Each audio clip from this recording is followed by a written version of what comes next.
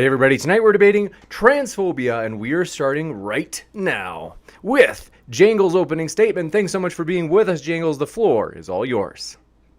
All right, so y'all, I promise it does not escape my awareness that two cis dudes are having a debate about what constitutes bigotry against trans people. So let's shorten things up. All right, I want to go ahead and end the debate now. My definition of transphobia is the belief that trans women is, this is the definition, the belief that trans women are not women and trans women are, or trans men are not men, and a denial of non-binary identities. Done. No hasty generalization fallacies. I've simply defined myself into being correct, and if you disagree, I'm sorry, then I'm using a definition that's different from yours.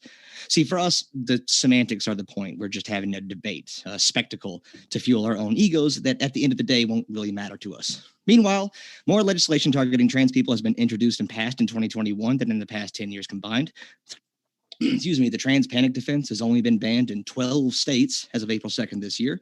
Trans adults and youth who are not supported in their identities face much worse mental and physical health outcomes, and it seems that the vast preponderance of evidence supporting social and medical transitioning has not persuaded some people to their legitimacy due to having different definitions. Transphobia is harming trans people as we speak. So let's talk definitions and fallacies and pretend that the root of opposition to the equal rights of trans people doesn't lie squarely in the negative position in this debate tonight, and I'll just go ahead and end right there. Thank you very much, Jangles, for that opening statement. We are going to kick it over to T-Jump for his opening statement as well. Want to let you know, if it's your first time here, folks, at Modern Day Debate, we are a neutral platform hosting debates on science, religion, and politics. And we want to let you know, we hope you feel welcome no matter what walk of life you are from. So with that, Tom Jump, the floor is all yours. All right, so the definition of transphobia is dislike or prejudice against transsexual or transgender people. There's absolutely nothing about the definition of woman anywhere in there. It's just something he just kind of made up. So yes, we are using a different definition, and that's fine. The problem is when someone else says that their definition is right, and you have to use their definition or you're evil. There's someone else who does that. It's called religious people. This is why the woke ideology is called a religion. If you disagree, you're evil. That's a fallacy. So simply just defining yourself as right and defining anyone who disagrees with you as wrong is what cults and religions do. That is clearly a false ideology. And what you need to do is acknowledge that, yeah, people can still disagree and not be prejudiced in any way. They just think there's a different, more appropriate definition of a word, or they think disagree on a fact. And neither of those involve prejudice.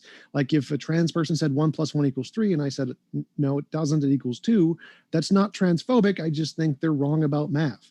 The same thing applies to the word woman. If someone thinks the word woman applies to a psychological state, and someone else disagrees and thinks it applies to a biological state, and they disagree, that's not transphobic. They just disagree about what the correct definition is. And simply defining the person who disagrees with you as being transphobic is a terrible, dumb argument that religious people do and just say, well, you just want to sin because, well, evolution leads you to the devil. That's all it is. So the woke answer here of just defining anyone who disagrees with them as being transphobic is just as bad as any religious ideology, and not allowing for any kind of criticism or disagreement, which is dumb, like literally dumb.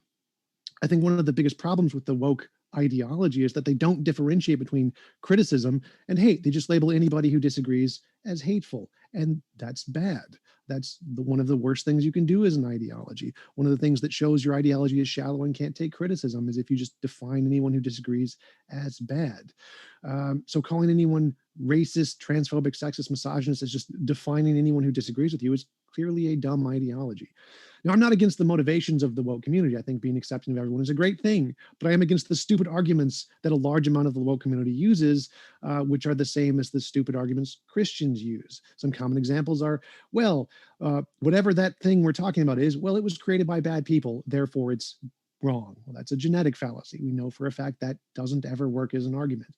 Or it empowers bad people. It empowers bigots. That's an appeal to consequence fallacy. That doesn't mean whatever we're talking about isn't true or correct. Also doesn't work. Most people who use it are bad people or bigots. Again, appeal to guilt by association fallacy does not show it's wrong. It harms trans people. Appeal to consequence fallacy. That doesn't make whatever we're talking about false or wrong. Calling someone racist, sexist, or transphobic because one interpretation of an argument can be considered racist, or one group of people uses it in a racist way, without considering other non-racist interpretations, is a hasty generalization fallacy, and we know that's wrong. it's really important to the person that you call them that label and don't call them your definition. Well, that's an appeal to emotion fallacy. Does that make it false? No. So that also doesn't work. All these examples are common woke arguments that are just as dumb and fallacious as Christian arguments that have a Christian counterpart using the same fallacy. Oh, that's from the devil. That leads people away from Jesus. Most people believe in evolution, hate God. You are harming Christians, a war on Christianity. You just want to sin. Stop attacking my important beliefs. These are literally Christian arguments that we know are fallacious and garbage arguments. So we can obviously see how stupid these arguments are when applied to Christianity, but the woke community can't see how the exact same arguments are just as dumb when applied to their own ideology, and this is a problem. The biggest fallacy in the woke community is that they can't differentiate factual disagreement and hate. If there is a justifiable reason to think that woman is better defined as a biological woman rather than a psychological state, it's perfectly reasonable to use that definition and to disagree or to not accept the definition other people choose to use. There's nothing prejudiced about it. I just think that they're wrong. I think that the word woman, since the Latin origin of the word female is literally the meaning of the word woman, it's perfectly reasonable, since this is the way the word has been used for the most of history, that people could interpret the word woman to mean biologically female. That's perfectly rational. The fact that you want to come along and make up your own definition and say everyone has to use it or you're evil is just dumb. It's just as dumb as Christians like imposing their ideology on everyone else. It doesn't make any sense. So my question for Jingles is, how can people interpret the word woman to mean biological woman? And is that a reasonable interpretation given the history of the word in different cultures? Is that something that people can do rationally? And two, how can people disagree with you about facts or definitions without being transphobic?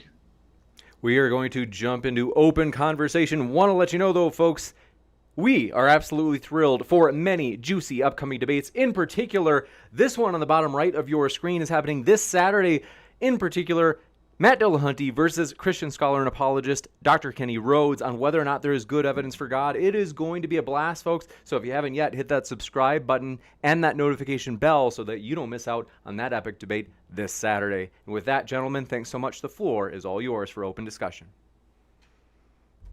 You are muted. It's not a Zoom call unless that happens, right? So I think the answer to both your questions is that, yeah, there are instances where you can interpret the definition of woman purely in the biological sense. And what you mean by biological is like I'm assuming chromosomes or gametes. That's usually what we mean, not secondary sex characteristics, which are also biological. You're really quiet, by the way. Is he really quiet for you, James? A little bit better? Check. That's better. There we go. Okay, cool.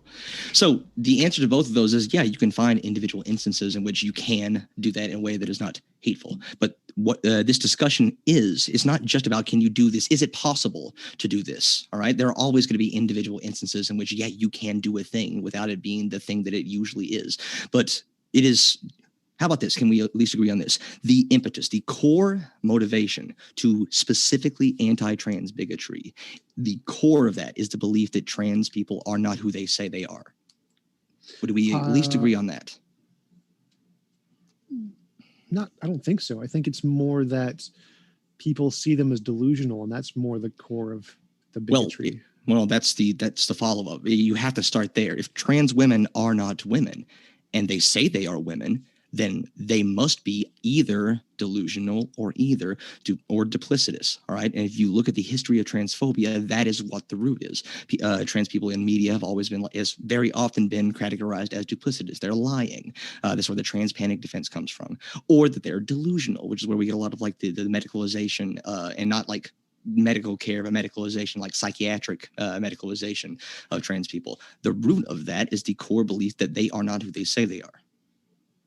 Well, I'd say the root of the bigotry is the delusion itself. I think that I don't think that anyone or can you believe that trans people are delusional without also believing that they are not what they say they are? Sort of. Like you could say, like, if you understand what they mean by the word. They don't actually think they're saying that we have XY chromosome or XX chromosomes and those gametes. They're not making the claim that they have those biological traits. They use a different definition of woman having to do with psychological states, gender roles, and those kinds of things. Most people, I would say, understand that they're using a different definition. They just think the use of that definition is incorrect. There's also a group of people who are very transphobic who also think they're delusional and who think they actually mean they're biological women, but I think that's the minority. I'm asking you if the second group, all right, I'm being incredibly charitable and saying that the first group are not. First of all, Right. there's a hasty generalization fallacy to say that if we say someone is transphobic, then right, so nobody's perfect. Everybody has biases. But would this second group exist without that core tenet, that core belief that trans women are not women? Maybe. I mean, I can imagine lots of reasons why they could think that still.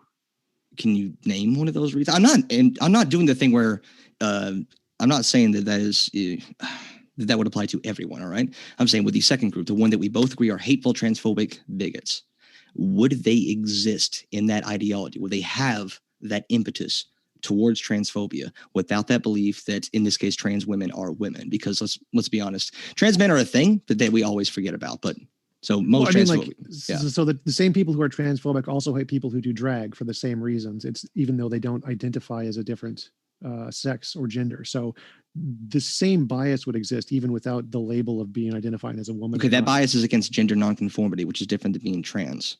So if someone is transphobic, their hatred is of trans people in particular, not just gender nonconformity, because that's where you get to like TERFs. TERFs don't mind gender nonconformity, but they hold to that definition that trans people are men in dresses or something like that they are not who they say they are. Can you be transphobic without the belief that trans women are not women? Well, I think of it from the perspective of like the more Republican side who just hate any men who dress up as women or even identify as women because it's like God's ordained thing that you're supposed to be. Okay, but again, that's gender nonconformity. So I identify those as the same thing. Like when I'm talking about transgenderism, that's normally what I think of as that larger group of people. Okay, like well, I can educate you here. If we're just talking about just like TERFs, trans exclusionary radical feminists or whatever, then maybe, yeah, sure. I think. No, okay, so hold on. Okay, so we'll come back to that. One, gender nonconformity is not the same thing as being trans. All right. People conflate them all the time. They are different. All right. You can be a cisgender man and wear nail polish. That would be an act of gender nonconformity. Okay. Right. I totally want to grant that. I'm saying here, the people who are bigots against trans people are usually also bigots against gender nonconformists for the same reason. So I think the core of their bigotry is in the same place. Usually, but not necessarily. All right. Yeah, because again, that's where we get into TERFs. Like if you look across the pond, that is TERF Island. And the TERFs, the trans exclusionary radical feminists, will typically say something like, if you are a man and you think you're a woman and you like wearing dresses, well, just do that. It's fine. You can be a man in a dress, but you're not a woman because my definition of woman is someone who was born with X chromosomes. And because of this belief, and this is where this is not incidental. At the end of the day, we're gonna go to bed or watch our Netflix and everything's gonna be fine.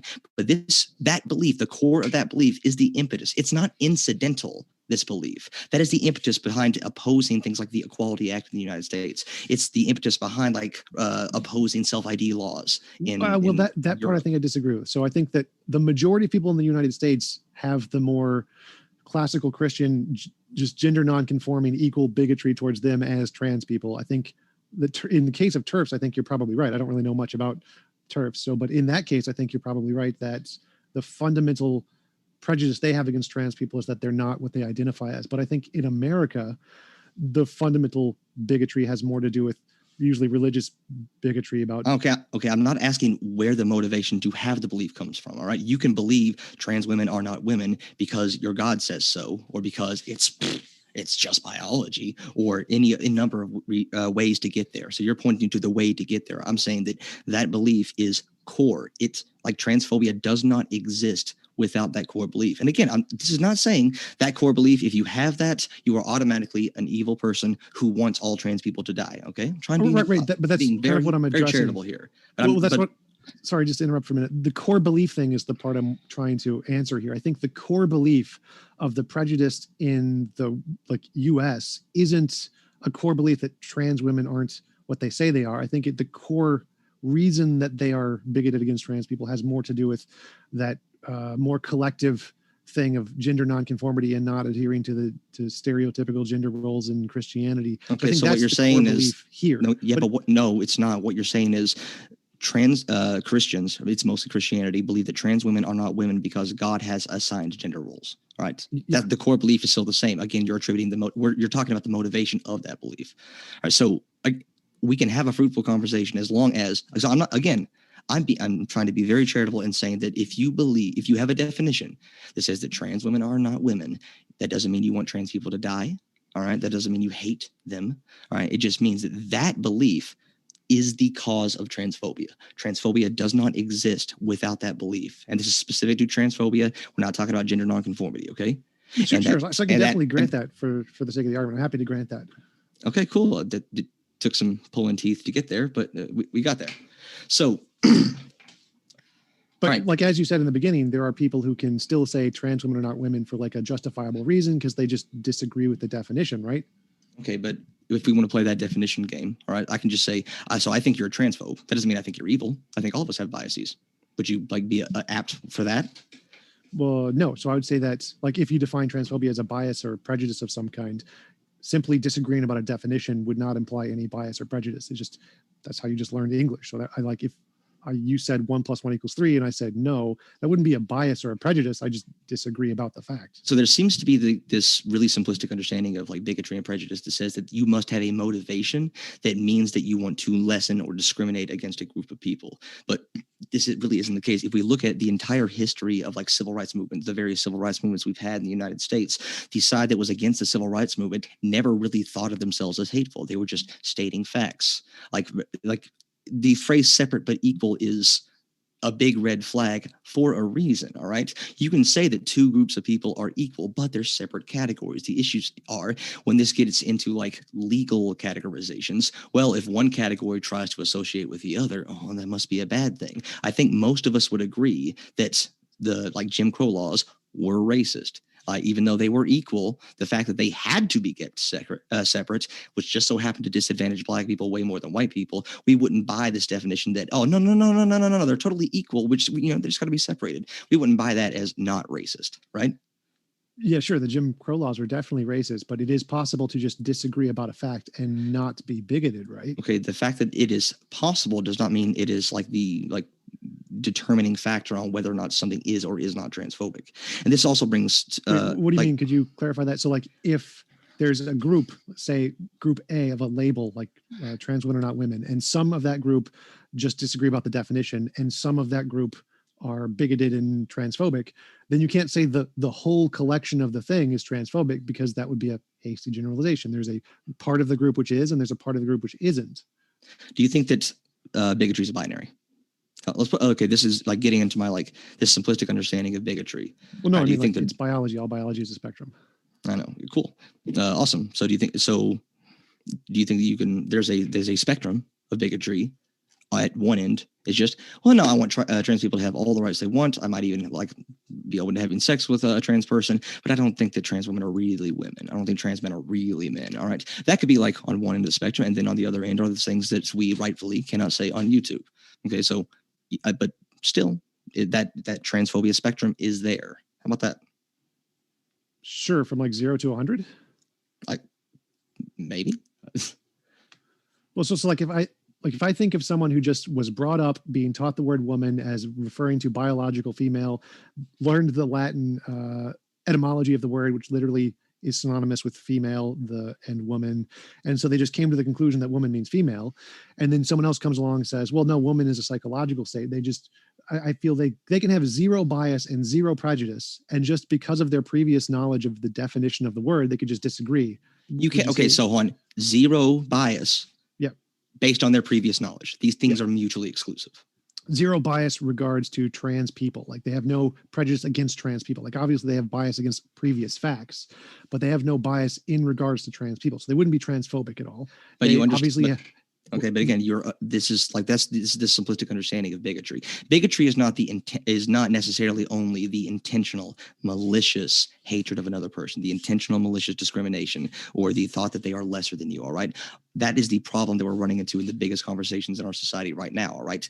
There is a lot of cultural inertia that informs like bigotry in the modern world. All right. It's these presuppositions that we don't really question. That is where bigotry comes from. It doesn't have to be this abject hatred for another person. Like every single civil rights group in history, like if you go back 20 years ago and say that, okay, and look at people like, what are your views on gay people? Oh, I don't hate gay people. I think people should be able to do what they want. But, marriage is between a man and a woman, all right? It's not homophobic. I don't hate gay people just because I want to protect the institution of marriage. Like that was the argument there. And that was homophobic. Wanting to deny the right of gay people to marry is homophobic. I'm not going to put them on the same level as someone who wants to see us all lynched, but the fact that there was that bigotry there, again, this is baked into the culture. Like bigotry is a lot of times like just unquestioned assumptions. That's where bigotry comes from. There's not the need for malicious intent there. Malicious intent can certainly be a part of it, but it's not a requirement. It's not determinant of bigotry. Where is the bigotry in that we make up words to describe things and that they made up words to describe things that you just disagree with? Because where is the bigotry in that? Okay, can you think what is an instance of bigotry that it wouldn't just involve making up words, using words to describe things? Like in a way, what's a definition of bigotry that you couldn't just define yourself out of? I'm not sure I'm following. So like, sorry, let me rephrase that then. No, that's my fault. All right, what is your definition of bigotry? And let's see if I can just define my way out. All right, bigotry. Google the definition. Nothing wrong with that. Obstinate or unreasonable attachment to a belief, opinion, or faction, in particular prejudice against a person or people on the basis of their membership of a particular group. Oh, okay. So, James, do not let people clip this. I'm using a rhetorical device, okay? No. I hate purple people. Fuck it. Okay. just in case. I hate purple people. And based on that definition, it's not unreasonable. Purple people are worse than everyone else. It's not bigotry. It's just a fact that purple people are dumber. All right. It's not, like I said, it's not unreasonable. No, that would be unreasonable unless you had like evidence. So it would be an unreasonable belief in the context of the religious theistic debate is one that is like a delusion, a belief that is persistent in the face of contrary evidence. So in the case of like the definition of woman, it's not unreasonable, as you mentioned at the beginning, to define woman as biological female, because that's a standard thing in most cultures across the world. So that's not. Hold on. It's not unreasonable in every single context imaginable. So, for example, sure. I'm absolutely fine with using the definition of sex that says, gametes in certain contexts. Like if you're talking about reproductive biology. Right. I'm not saying like I wasn't making an all-inclusive claim here that it's always right to just call trans women not women, because like just going up to a trans person and say you're not a real woman, obviously that would be transphobic. But there are definitely cases where it is very reasonable to adopt this definition. Not always, but there are cases.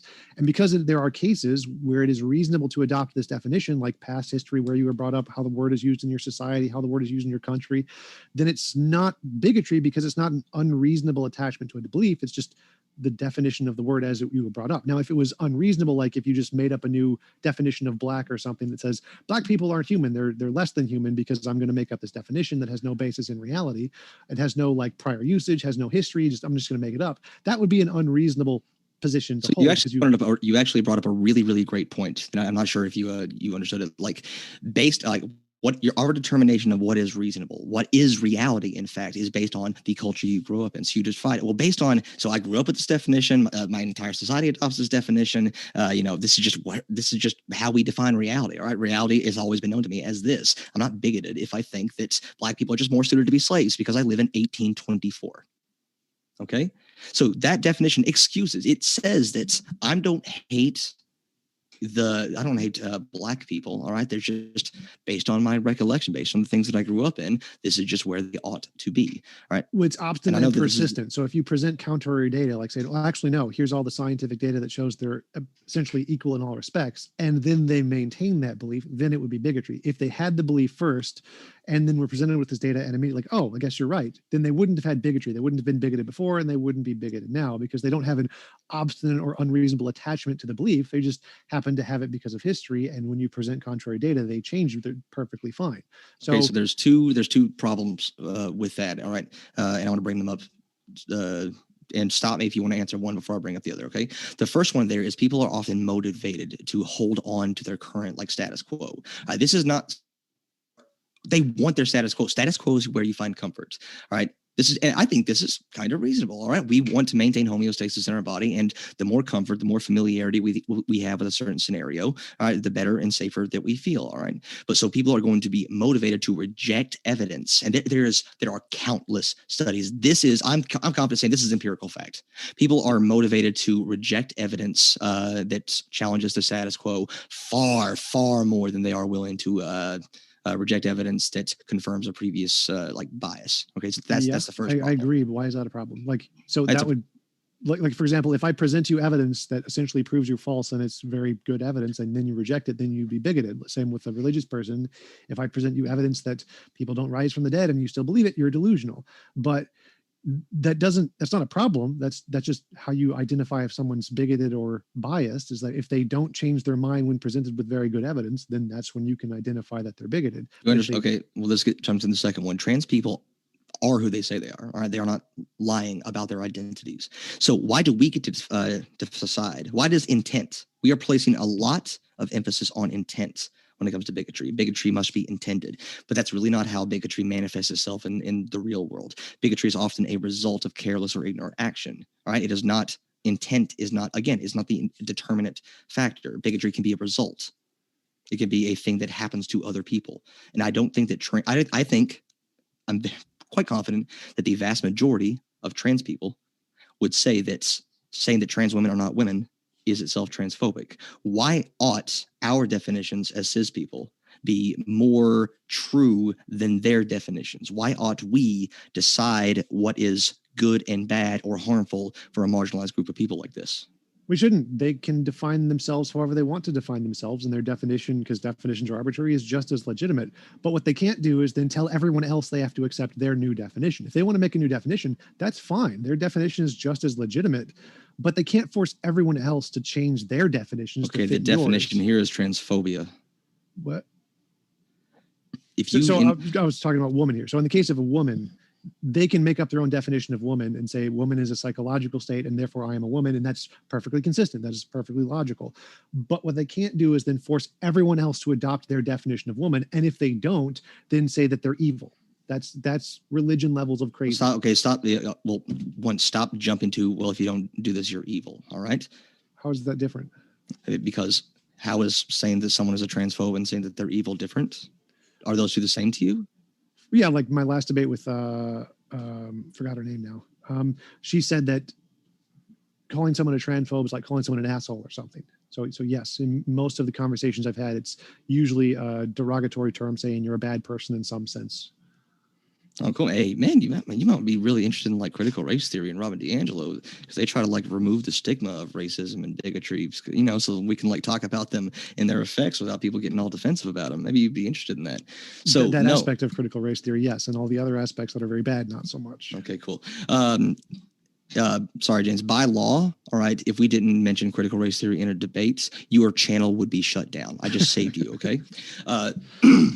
So I think most people, and you know what? I'm not even going to do that. I think most people, I believe that the vast majority of bigotry is due to biases, is due to like ignorance, is due to like this motivated reasoning to maintain a comfort level within the status quo. It is not, I don't believe in like, someone is just inherently evil and therefore they don't already think like I do. I kind of reject that. And because of that, I view people as like complex individuals. You are not diagnosed by like this negative trait about you. Everyone has negative traits. I think that's fair to say. One of your negative traits might be this bias, this bigotry against a group of people that you are not familiar with. All right. Now, on one hand, we can say that person is evil and ought to change their behavior. And those are two separate things. They might not be evil. They could be, but they're not evil based on that alone. But I think that they ought to change their behavior because we are putting we're putting way too much impetus and importance on the intentions of someone. All right. When we talk about like effects in society, when we talk about racism, let's talk about like anti-Black racism, for example. It's analogous to this. Why should white people get to define what is anti-Black racism? Right? It kind of seems like maybe a Black person's definition of anti-Black racism ought to take more precedence. How about that? Should a Black person be, or Black people as a whole, have more of a say in what constitutes anti-Black racism than white people as a whole? I know that's generalization, but when we No. talk about like groups, we have to. I wouldn't say that the definition of like an action should be defined by a group of people. I think they should have some kind of an objective measure of the definition. So when we talk about like bigotry in general, we're often concerned with the effects that bigotry has on other people, right? And it is generally accepted in the literature. Wait, do you disagree with that? I don't know. Like I just take the definition. Like bigotry can have no effect on people. It's still bigotry. I don't define bigotry based off its effects. Okay, the reason that we're having this debate and the reason it's important in the first place is that bigotry has a material effect on people's lives. Sure, but Cool. That's the reason that there's it's lots important. of bigotry that doesn't too. Like bigotry isn't just things Okay, that cool. have There's effects. lots of bigotry that does. All right, and Sure. and I would argue that my statement that bigotry often does have material effects on people is the reason we're having this debate, because it's seen as important by people for that reason. All right. So bigotry doesn't always harm people. Cool.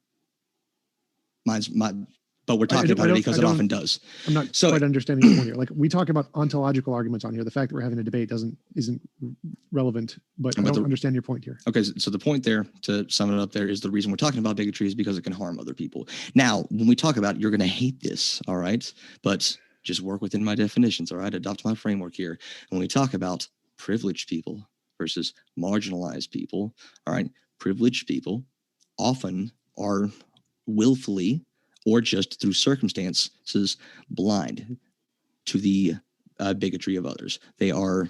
It's like a fish is not aware that it's wet. You enjoy a lot of assumptions that benefit in your favor. You will enjoy a default status in most settings. You enjoy just this lack of differentiation from your own identity that makes you blind to other people. All right. And so when we say and so a lot of like privileged people are not in a great position to decide what constitutes bigotry against a marginalized group of people, simply because not that they're evil, not that they're malicious, simply because they lack a knowledge of firsthand experience. All right. I'm not saying that every single Black person is going to be a better source of what is and is not anti-Black bigotry than every single white person. But as a general rule, it's usually better for a marginalized group of people to decide what is bigotry against them than a privileged group of people. And notice when I say marginalized versus privileged, I'm not talking about like numerical status. Okay. Well, I mean, I would definitely disagree. I would say that if we're trying to define some kind of a term that has a negative or positive impact on one group, neither the group or the one causing it are the ones to define it. You're going to need some kind of independent, non-partial source to give a definition here. So I definitely wouldn't think that What's your non-partial independent source of harm? Science. Science. Can you prove scientifically that going up to a Black person or going up to a trans person, let's stop using Black people as an analogy, going up to a trans person, screaming the T-slur at them, can you prove scientifically that has caused them harm? Yes. How? Psychological studies, neurological studies. We can measure their emotions, measure their dopamine, serotonin levels to see if they're depressed. We can definitely measure that. Cool, we can. Is that how we usually do that stuff though? No, we can usually just make generalizations that if you're yelling at someone in their face and calling them things that make them feel bad, that we can infer that, yeah, they probably feel bad. Okay, so why does that, as a rule in society, why is that bad? Why is what bad? Why is it People? generally a good rule in society to not do that, to not Because it call harms people slurs? All right. So just the fact that there are probably plenty of individual instances where that wouldn't cause any harm. Do you think that, well, yeah, you can definitely point to, you can't say that every single person who's had the T-slur shouted at them has been harmed. Is it a hasty generalizations fallacy to say that that's probably transphobic? No, I agree. I'd say that's transphobic. Like literally screaming in someone's face a slur at them is definitely transphobic or racist for sure. Okay, what if they were just like practicing a new word that they heard? That would not be transphobic or racist. No. Okay, what if they If saw it was what like if a they- little kid who just heard it and like said it to somebody, like, no, you couldn't blame the kid. What if it was an adult gay man, like an adult gay man who uses the term as a term of endearment, and so they see a trans person and they scream the T-slur at them? Is that transphobic? I doubt he would be transphobic. No. No, but our hypothetical person here, this gay person uses the term endearingly. All right, So like he means it as a compliment. he means it as a compliment. So he goes up, he meets a new trans woman that he does not know, and he calls her the T-slur. So Is no, that I would say transphobic? no. I'd say that's not transphobic. I mean, she was meaning it as a compliment, and then she would have to correct him and say, "No, He- that's actually bad." And it would Okay, only be so- transphobic or bigotry if he continued to do it after that. So he gets to decide what is and is not transphobic, but the trans woman who has heard that word all her life to demean her says no, is incorrect in her assessment that's being shouted at and called a T-slur, screamed at by a stranger. She is incorrect in her assessment that that was actually a transphobic event. Yeah, because I think the bigger disagreement here is that I don't think bigotry is about social norms. I think it's about intention. I think intention matters for bigotry and prejudice. And since But we the just agreed intention- that. But we just agreed that intention that is not a core component of bigotry. Bigotry No, is I often don't agree based with in that at all. ignorance. I don't agree with that at all. Do you agree with the statement? statement? Okay. Do you agree that bigotry is often based in ignorance? I don't know. All right. So you don't know? I don't know. I don't have a position. Maybe. Maybe. So normally when I think of bigotry, like it's a belief. To have a belief, you need to be a human. So non-humans with non-beliefs and non-intentionality can't be bigoted. Like if you don't, so it's like a crime. If you don't intend to do the crime, you didn't really kill anybody. It's not first-degree murder if you didn't intend to do it. So intention matters a lot to these things. I don't think something can be bigoted if you didn't mean it to be bigoted. Okay. Do you think that people who like, I want to say the words white, straight, cis men. Do you think that a lot of white, straight, cis men intentionally go out of their way to learn a lot about other like identities? Like, so for No. example, both of us would agree that Most people won't do that. yeah, most people won't do that. I definitely agree with that. So would you agree with me that the vast preponderance of evidence says that transitioning has very, very like measurable psychological and health benefits for trans people? Do you agree with that? I'll give that a 50-50 because I've like in the past debate James did, there was a lot of good evidence that the opposite can happen too. Okay, the opposite can happen too, but my statement was the vast preponderance of evidence.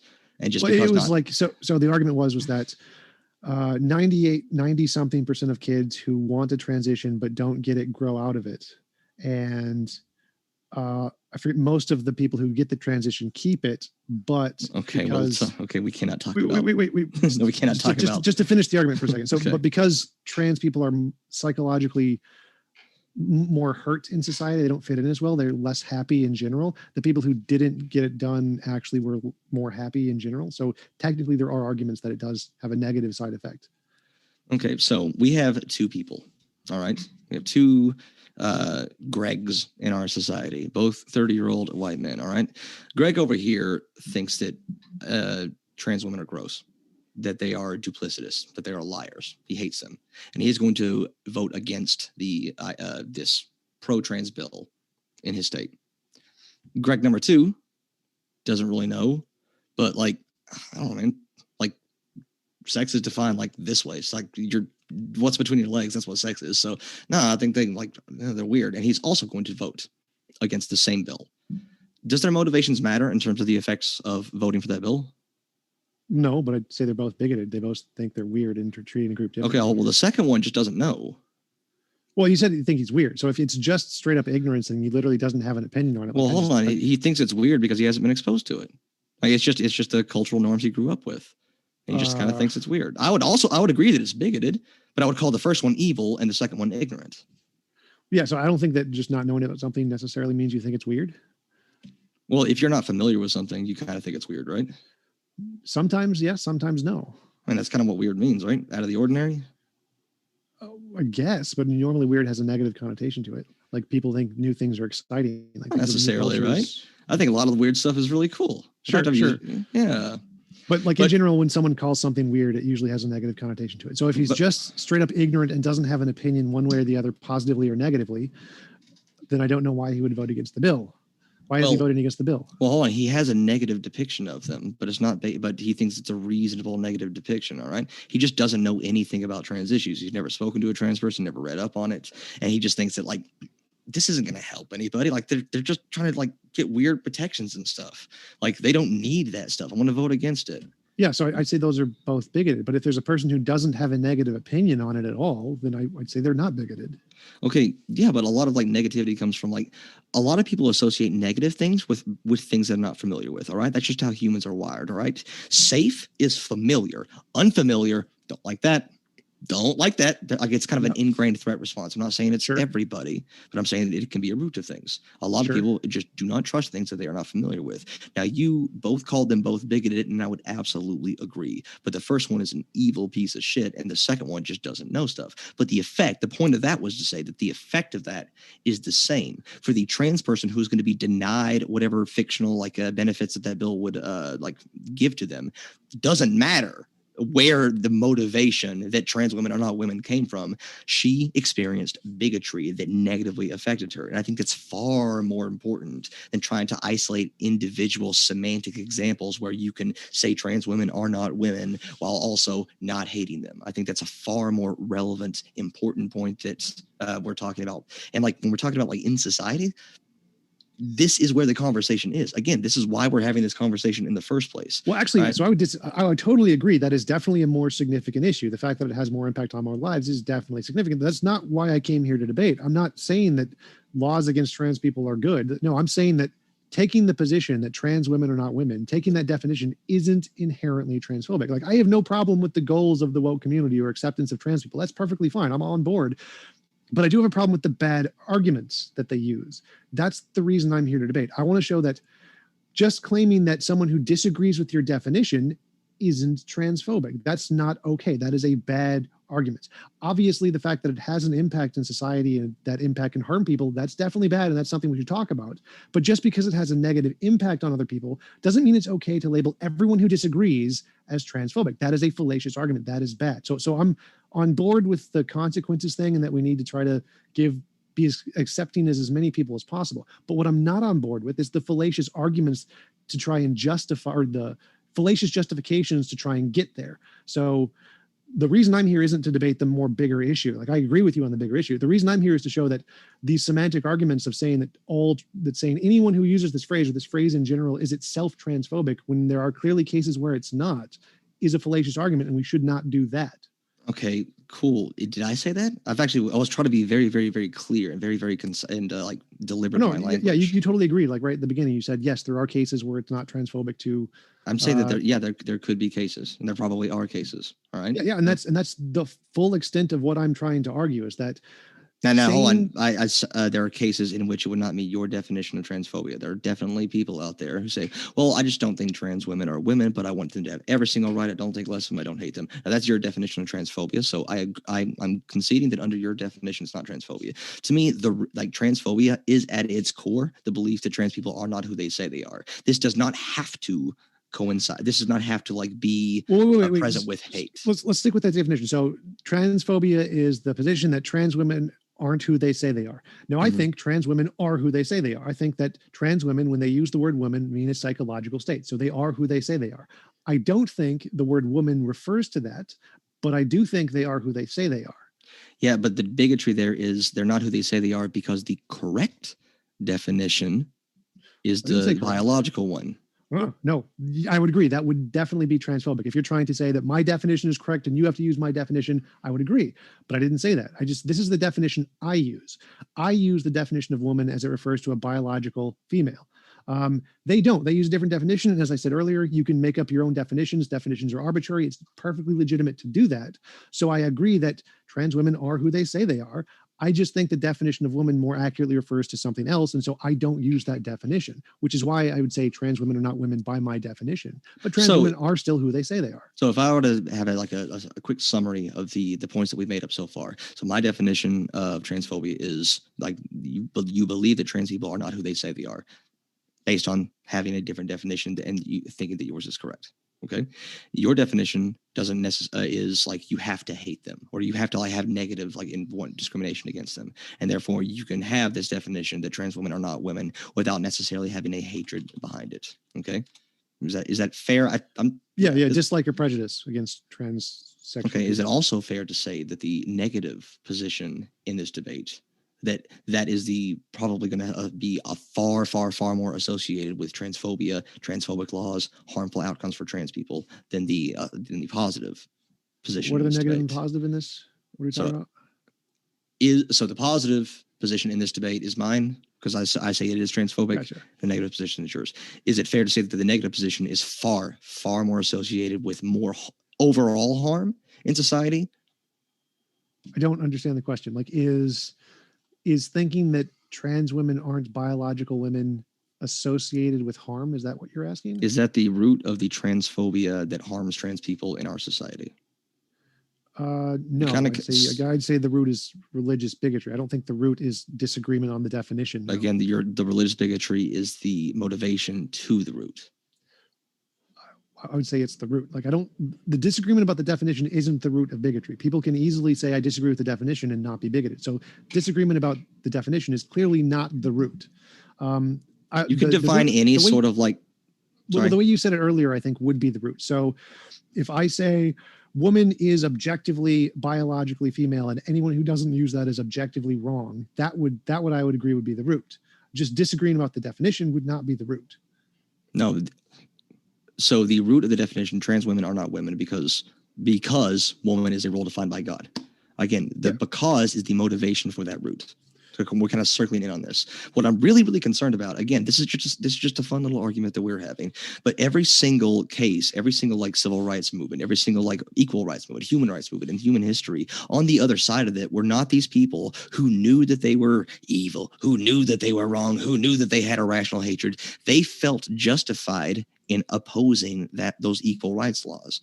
And one of the principal ways they did it was to try to define themselves not as hating someone, but as just stating objective facts. If you look at some of the history of the KKK, as it started to get less and less popular, they started to try and rebrand themselves. Like, we don't hate black people, all right? We're just pro-white people, all right?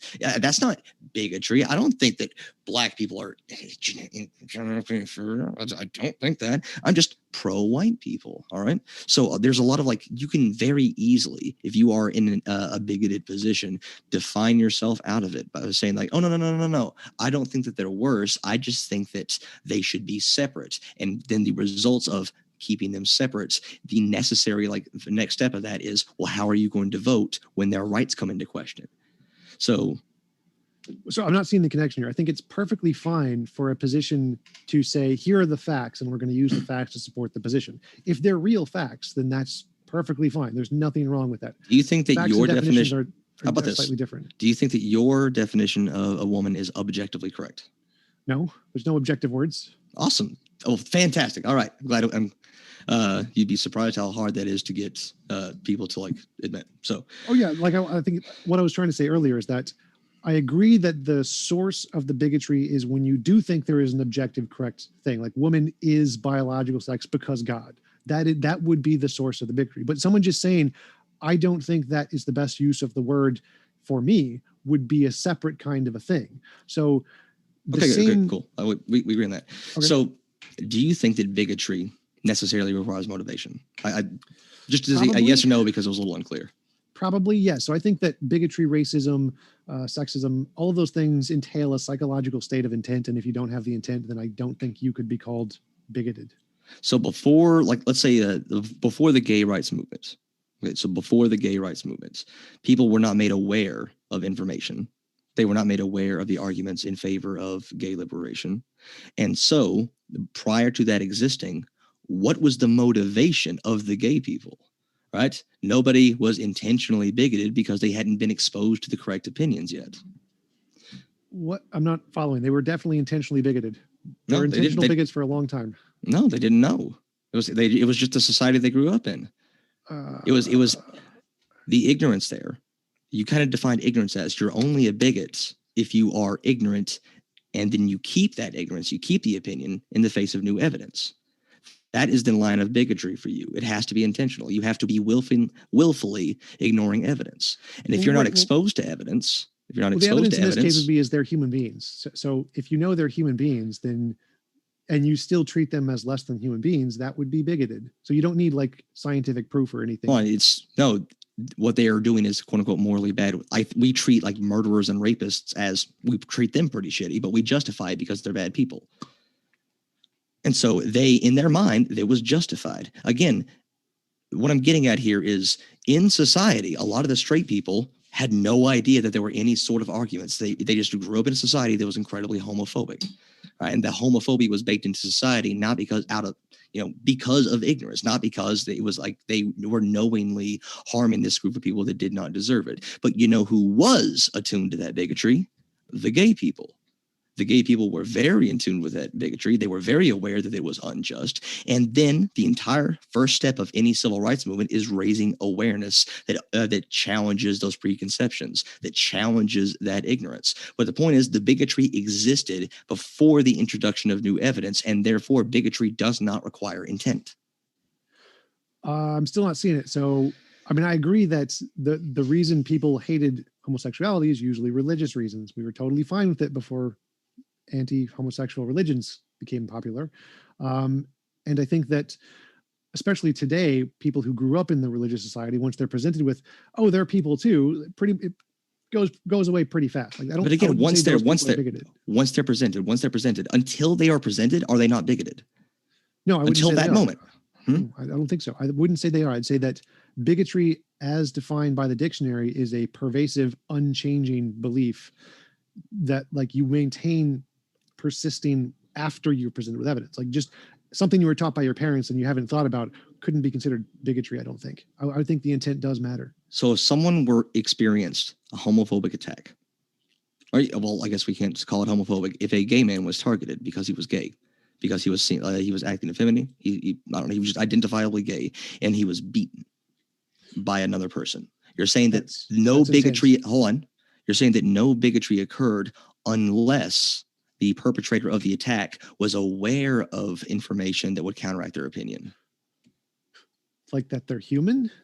Yes. So like if it was someone who was like a child and their parent told them to hate gay people or something, well, it would still be bigotry because they've been taught to hate gay people. Yeah, but but look, there's a rationality there. Gay people are wrong in the eyes of God. There is a rationality there. There is a logical step. If you believe that God exists and God sets rules, and one of those rules is that gay people are immoral degenerates, well, then it is rational and logical. All right. And what worries me is that fits within my definition of bigotry. Ignorance can absolutely it would fit with mine too. So no, it doesn't. No, because until if that person, until the moment that they are presented with contrary information, and then that is deemed convincing by, I guess, an outside party, until they are presented with that information, they cannot be bigoted. Well, no, I'd say that if you believe for religious reasons, that's an unreasonable reason. So I would say that's bigoted too. Like if there was some scientific reason that came to this conclusion, like the example I used with Vosh was like, if we had like strong scientific evidence at one point that African Americans had alien DNA and we could define them as not human because they have alien DNA. I mean, that would be a non-bigoted belief. Like it's based on the evidence. It's not unreasonable. And if you were presented with counter evidence that showed, oh, they're actually human, and you changed your position, that would not be bigoted. Believing because it says so in the Bible, no, I would always consider that an unreasonable justification. So like if the people have, you would consider that, but again, this is not, you're still giving a lot of outs that until you are presented with evidence, you cannot be bigoted in your opinions. This is if you have a rational justification for believing something, then you have a rational justification in believing it. You're not bigoted. You just believe a fact about reality. Believing facts about reality can't be bigoted. Okay. Can we ever know reality as humans? To a certain degree, yes. No. Oh my. So one of the core things that I've adopted more and more about my belief structure is that I'm an idiot. Okay. This is true. And I'm not an idiot because I'm not intelligent. I'm an idiot because I am a tiny person who lives in a tiny, infinitesimally small part of the world with access to a tiny, infinitesimally small part of the like information that is available to humans. All right. Sure.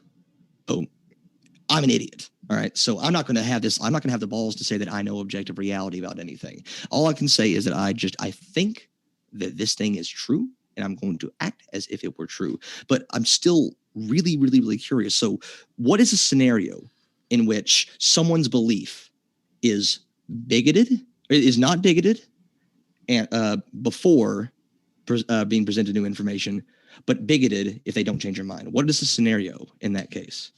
Like the example I just gave, like if we had tons of scientific evidence that African Americans had alien DNA and they just thought, oh, well, there's the evidence they have alien DNA. That would give a real world example of this.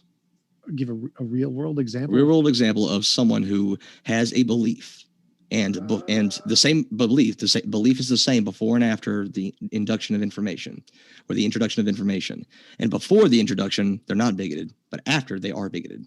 I'd have to take the time to actually think about that. I don't know if I can come up with an example off the top of my head.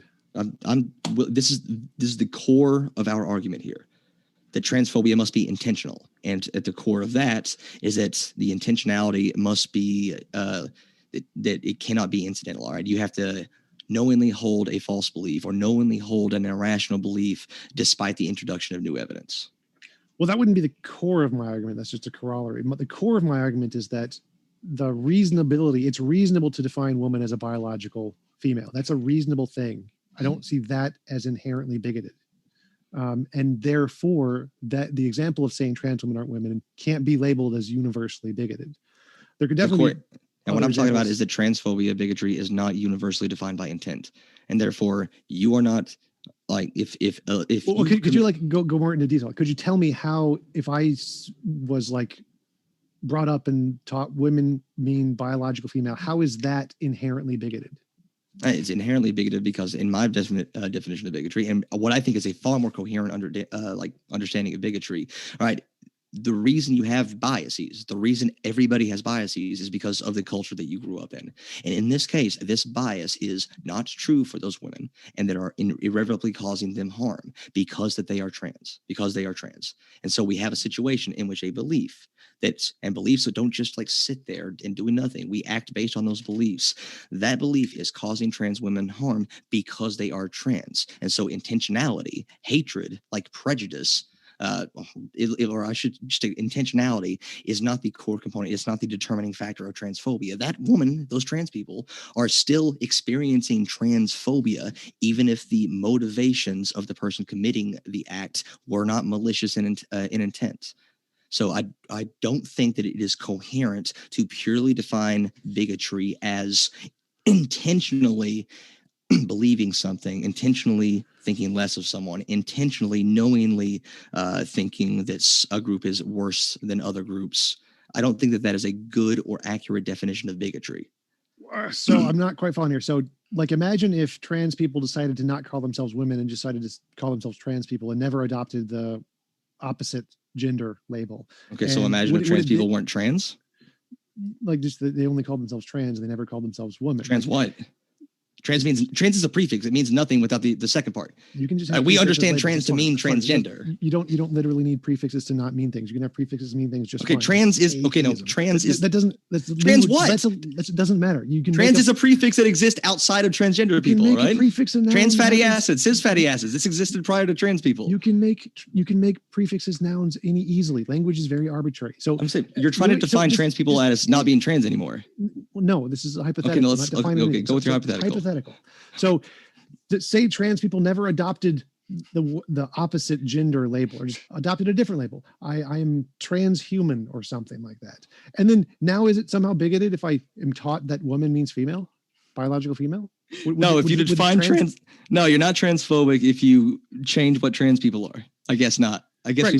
So transphobia has literally nothing to do with anything going on in society. Like, so if my society, let's imagine I live if black people didn't have a different skin color than white people, would I be like racist? Wait. So follow my logic. Your hypothetical was bad. Follow my reasoning. Let me explain it to you. So if in country A, I'm taught woman means biological female, and in country B, someone is a trans person and they experience discrimination because they identify with this label that people disagree with, how am I transphobic? How does this have anything to do with me? Because apparently the core of our disagreement is that bias is the result of growing up in that society. Okay. Bias, assumptions, that is the product of growing up in that society. You keep trying to go back to this like straw man definition that bias, bigotry is synonymous with evil. And if there are people out there are people on the left, but don't make a hasty generalization fallacy and argue that against me. All right, go find one of them and yell at them. All right, what I'm saying is that bigotry is not like intentionality is not inherent in it. And if someone can experience a hateful attack because of their identity, a transphobic attack, a homophobic attack, they can experience that because of their identity that has nothing to do with the intentionality of the person behind them. Like, so for example, how about this? Wait, I want you to walk Okay, me now- through this. So imagine country A. There's 0 trans people in country A. No one has ever been trans in the history of country A. They have no access to any information, never heard of a trans person. Cool. And they define woman as biological female. Country B, different country, they define woman as biological female. Somebody identifies as trans and they get discriminated against. Is it bigoted in country A to define woman as biologically female? So bigotry usually needs to be against somebody. If trans people just didn't exist in this hypothetical country, I guess not. I can't be bigoted against someone that doesn't exist that I'm not aware of, right? So if a person goes from country A to country B, are they now magically bigoted?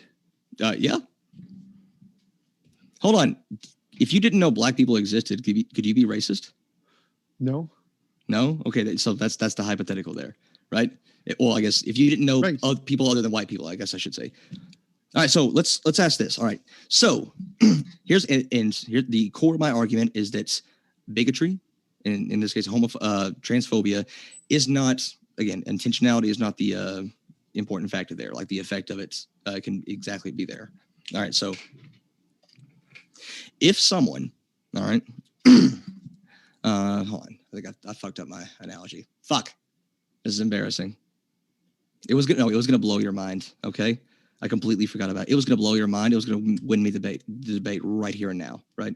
Okay. Well, sure. So I'll just go another question and you can try to remember. So if one person from the country A, just going with the same analogy, who's never heard of trans people, has learned as a kid that woman means biological female, they move to country B, now they're magically transphobic and they have to give up their definition that they've used for years throughout their entire family, and everyone in their country has used this definition. And if they don't give that up, you're going to label them as transphobic because all of these bad people in country B are discriminating against trans people. Is that accurate? Yes, but here's the thing: you're acting like you have to say like, "You evil piece of shit." Do you think that like in this individual example, we're not just gonna treat them like, "Oh, okay, so you didn't know. All right, so here's how we do things here." All right, that's why I'm really, really I've been trying to be so careful. Bigotry does not have, it can be due to ignorance, not being evil. Well, yeah. So my question is, we wouldn't call that person from the country who has never heard of trans people, who grew up with the biological definition of woman. We wouldn't call them evil for holding on to that definition and going into that society and like misgendering a trans person, or like look at this, like, hey, this man, like we wouldn't call them evil. They're ignorant, but their actions are nonetheless bigoted. Right, because I apologize. I've been strawmanning you. I keep saying evil because it's habit from my previous conversations. Because you specifically said you don't call them evil, and that's my fault for strawmanning you. I just try to. That's not the point of the argument, so I don't want to. I understand that's not what you mean by it. So, but my question is, the focus of the argument is why should that person have to completely change their definition of what they learned in their entire language to fit your culture? Why should they feel obligated to do that? Right, because we have agreed that.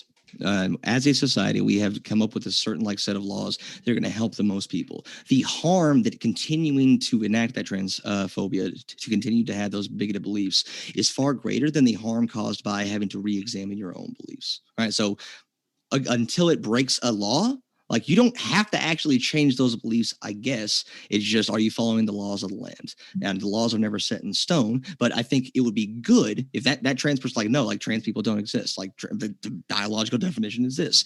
That person, that's this. Let's think of it as like a nice old lady, the sweetest old lady you've ever met in your entire life, bakes the most incredible pies from the fictional country ever. That sweet, wonderful old lady who is awesome is still going to vote the same way as the horrendous transphobe. They are still enacting bigotry. They're still enacting transphobia. They're still enacting harm onto trans people, and their votes count the same. All right. So we don't have to just because they define women that way, they're somehow obligated to politically vote in the same way as anybody who defines. No one is obligated to vote in any direction. That's kind of the whole point of voting, right? Well, so generalizing that because people use this definition, they will therefore vote against trans people would be a hasty generalization. Like not a hasty generalization. I'm saying that it's likely. Why would it be likely? Like most of the people who use the definition I'm using are in the left, liberals, like Peter Boghossian, Sam Harris, Richard Dawkins, people who always vote to the left by a large margin. Okay, so I know, but a lot of those people, do you think that if like the Equality Act is coming up, and it would put gender, if I'm not mistaken, and I could be mistaken, please correct me in the chat, it would put gender identity among like the protected classes that we don't discriminate against in society. All right, if you believe that trans women are not women, and this law would say, well, you can't act on that belief now. You can't call a trans woman a he, even though the chromosome said so. Do you think that maybe that follows? Like believing that trans women are women, it would cause you to like have to lie to yourself in order to like not break the law now, to incorporate that under anti-discrimination laws. No, I don't. Maybe I'm not following. So the reason I would be against that one is because I'm heavy free speech, but I would not be for like, I would definitely think that gender identity should be a protected class as any other protected class. So I mean, I think that most of the people on the left would agree with that, as long as it doesn't infringe on free speech. Yeah. Okay. How about in any? Let's put this in the real world. All right. Let's put this functionally. All right. If someone is accidentally, casually, very, very bigoted, which happens all the time because again, bigotry is due to ignorance. Does that mean HR cannot like say, hey, chill out with this? You made this person feel bad. Is your defense going to be like, well, they didn't mean to, so it doesn't count? No, if you shouldn't have to change your company, behavior. If you're in a company, you absolutely have to abide by whatever ridiculous rules the company puts up. But like if you're in a public space and then no. So you don't think it is a good idea to like, hey, this action, like saying that trans women aren't women, the vast majority of trans people think that that's transphobic. You can't like go, well, like you're saying that you shouldn't advocate for that person to change their definition because of the utility we get out of it, because it would cause less harm in the world, because it would result in good outcomes. I would say because they have a right to use the words how they define them. I would say it would be equally as wrong for me to try to force them to change their definition as it would for me to try to force a trans person to change their definition. I think okay, but we're both agreeing that definitions are subjective and neither one of them is correct. And one of them has one of them has worse outcomes than the other. Appeal to consequence.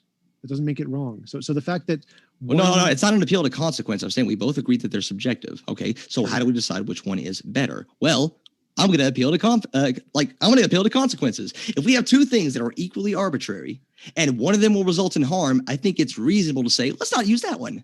Let's use the other one since they're both arbitrary. Neither one of them are correct. So let's generally, in most scenarios, use the definition that causes less harm. It's not a consequence fallacy. It's like taking what I thought was pretty reasonable. If we agreed, okay, I'm not going to explain it third time. Well, yes. So my point is that no, I don't think you should try to force other people to adopt your definition. Why do you keep saying force? Why do you keep saying force? Well, try to convince. You shouldn't try to convince people who don't already agree with you to agree with you. By calling them transphobes and getting them. Damn, fired. Dude, you have learned a lot from the SJWs. All right, I'm not even gonna debate. All right, I'm all right. There's no discourse. I am correct. Well, no, I'm happy. I'm happy with discourse is great. Debate is great. Conversation is great. Yelling at people and calling them transphobe and getting them to deplatform, not so great. Okay, cool. Don't do that. But how about like try to convince them that their definition is causing harm and also is not correct? Sure. Debate's great. I love debate. Okay, I'm happy with that. Oh, yeah, so you're walking back like you can't. I would say that you ought to do that because we as a society get more utility out of it. Nobody. All right. I know that when people say nobody, they mean almost nobody. Nobody says that someone's like studying reproductive biology cannot use the terms male and female. All right. So, but the root of transphobia is the belief that the only definition of gender or sex of woman has to be the specific biological definition of gametes or chromosomes. Because again, secondary sex characteristics are a biological factor too, and one that's often like incorporated into our definition of sex, but they don't like that one because it's way more on a spectrum and it can be changed with like outside factors. Yeah, sure. So I would agree with all of that, everything you just said there for sure. But I would say that, and even the part at the end, the fundamental core of transphobia is the belief that this is the only objective correct definition of woman. Like obviously definitions don't work that way. But what I would disagree with is when you're doing that, if you're using logical fallacies, that's bad. You Yeah, use good arguments. Don't use bad arguments. Cool. We both agree that you should use good arguments instead of bad arguments. That you shouldn't use a ton of fallacies, and that you should generally try to be nice to people who you want to convince. Awesome. Okay. And we also agreed that neither definition of what a woman is correct, because we don't have correct definitions in the objective sense. And so I believe that it is reasonable to determine which definition that we ought to use based on what is going to lessen harm, promote well-being in society. And I know those are fuzzy terms, and we can like go into like the what that actually means. But I think I'm on pretty solid definition of woman that includes trans women is going to result in a lot less harm, and I have a ton of empirical data to back that up. It's going to result in a lot less harm in society in general, because the adoption of that definition doesn't really cause anyone else harm. I'm happy with that. Like I haven't studied it at all. I'm happy to grant all that. I think that that's all a great, admirable goal. The only thing I think you shouldn't do is use fallacies in your argument, like defining anybody as transphobic who disagrees with you. Okay, well, I have not done that. I have defined transphobia as, well, did in my definition. Yep. But yeah, credit to you. You admitted right away that yes, there are cases where you can say trans women are not women and it's not transphobic. You granted that. Of course, so, but we're never gonna. But when we say ought, we generalize. I know you don't like generalization. Well, no. I mean, specifically in my last debate, Vaush said he literally defined anybody who doesn't accept his definition as transphobic, and there's 0 possible cases. Hold on. I define anybody who thinks that trans women aren't women. I define them as transphobic. I just don't think that they're evil. And they might. And again, I'm an idiot. You can have a different definition than me, and I don't think that you're evil. I just think it's a form of bigotry. That's it. Okay. Well, that was a great conversation. Enjoyed talking with you. I'm ready to go to the Q&A if you are. Sure. Actually, I'm gonna go get a drink of water. But you can start. Like, just give him a question real quick, if that's okay. You got it. And want to let you know, folks, we are excited to let you know several things. First, don't forget to hit that subscribe button for more juicy debates like this coming up in the future, including, you guys, we are absolutely thrilled at the bottom right of your screen this Saturday, Christian scholar Kenny Rhodes and atheist juggernaut of debating, Matt Dillahunty, will have a friendly discussion on whether or not there is good evidence for God. You don't want to miss it, folks. So, as mentioned, hit that subscribe button, and also want to let you know our guests are linked in the description. That includes this guy right up there, Tom. So not only Tom, but Jangles, both of them are linked in the description. So we do encourage you, my dear friends, you can check out those links below, as we really do appreciate our guests. Same rule as always in the old chat, no hate speech or anything close to it. And also, so in other words, if you're kind of like, well, I was like, is this hate speech? Can I say it? It's like, it's kind of a gray area. Oh, probably not a good idea to say it. Also, want to encourage you to attack the arguments instead of the person. And looking for questions for Tom. That way, by the time Jangles gets back. Here we go. J. Edward Britton, thanks so much for your question, says, I disagree with Jangles, but I have a question for T-Jump. If somebody's genitals are cut off, are they still their gender? If not, what are they? Well, if gender is a psychological state, whether or not their genitals are cut off would be completely unaffected. If gender was biological, chromosomes would still be unaffected. So it wouldn't affect anything either way for gender or sex. Gotcha. And this one coming in for Jangles, actually for both. Layman says, what is the minimal line for transphobia? At what point does an action become transphobic? That's a really interesting question. So in regards to on the intention side, I've stated that it's the belief that trans women are not women, trans people are not who they say they are. Again, there's a huge spectrum, but that is the point for me in which a person's motivations become transphobic. On the on the outcome side, we have to look at, is there harm being done to a trans person on the basis that they are trans? That's where the start of transphobia happens on that side.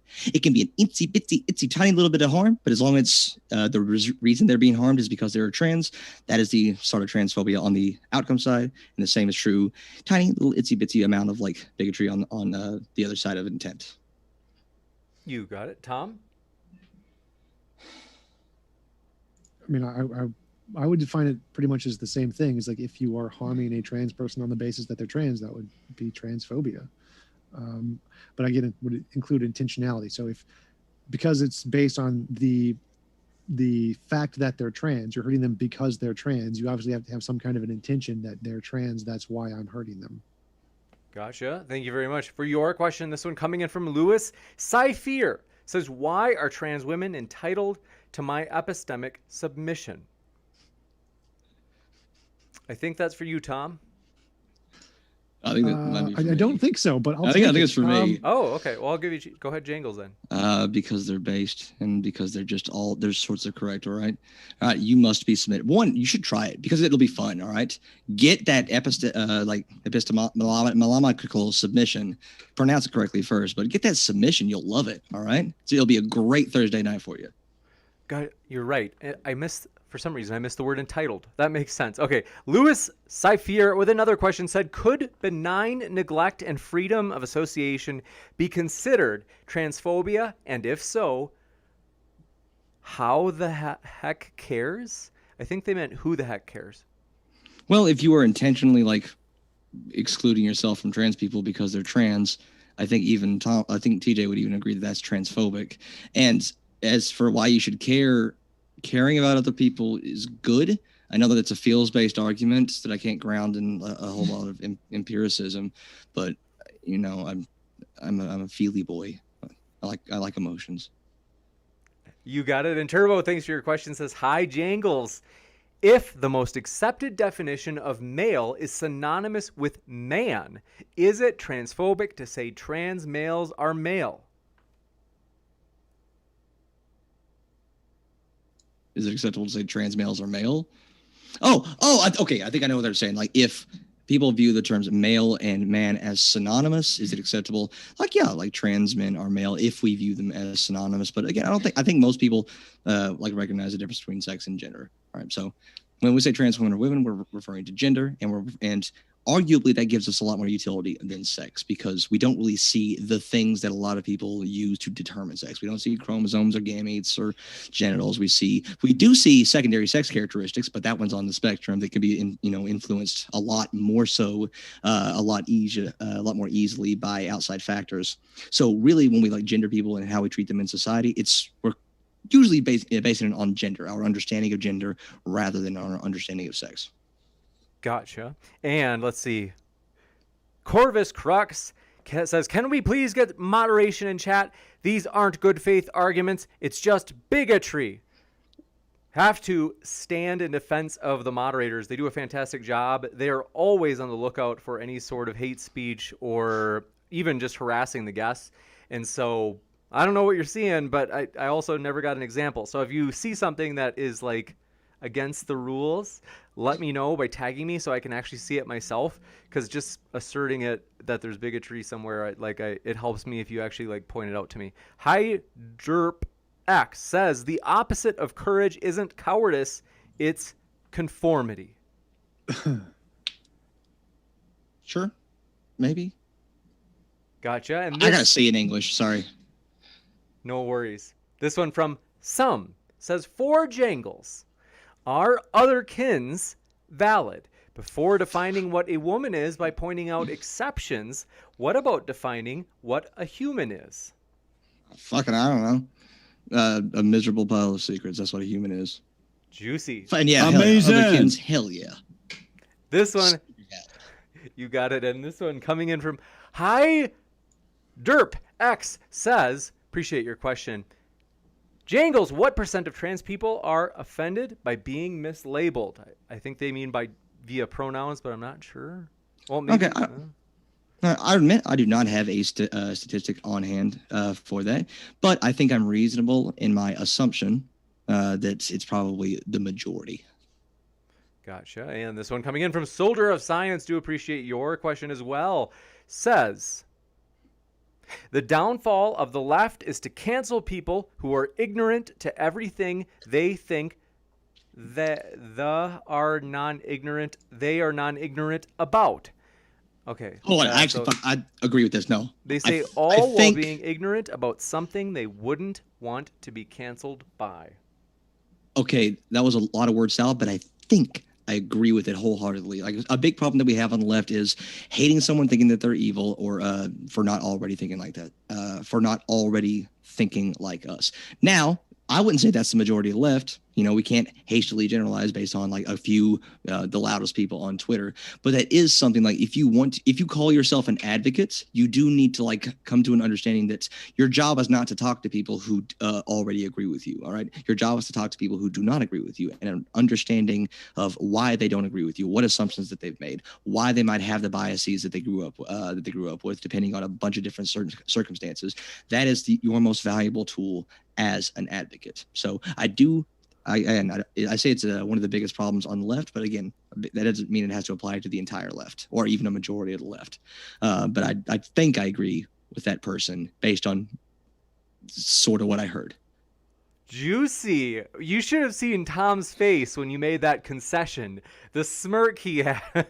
No, next one up. Thank you very much. You could say an appreciative smirk. Let's see. Will Stewart says Jangles is anyone who disagrees with your opinion on this. Well, I think we got the answer. They said bigoted, and I think if I understand right, Jangles, you would say no, it doesn't follow. But I'll let you speak for yourself.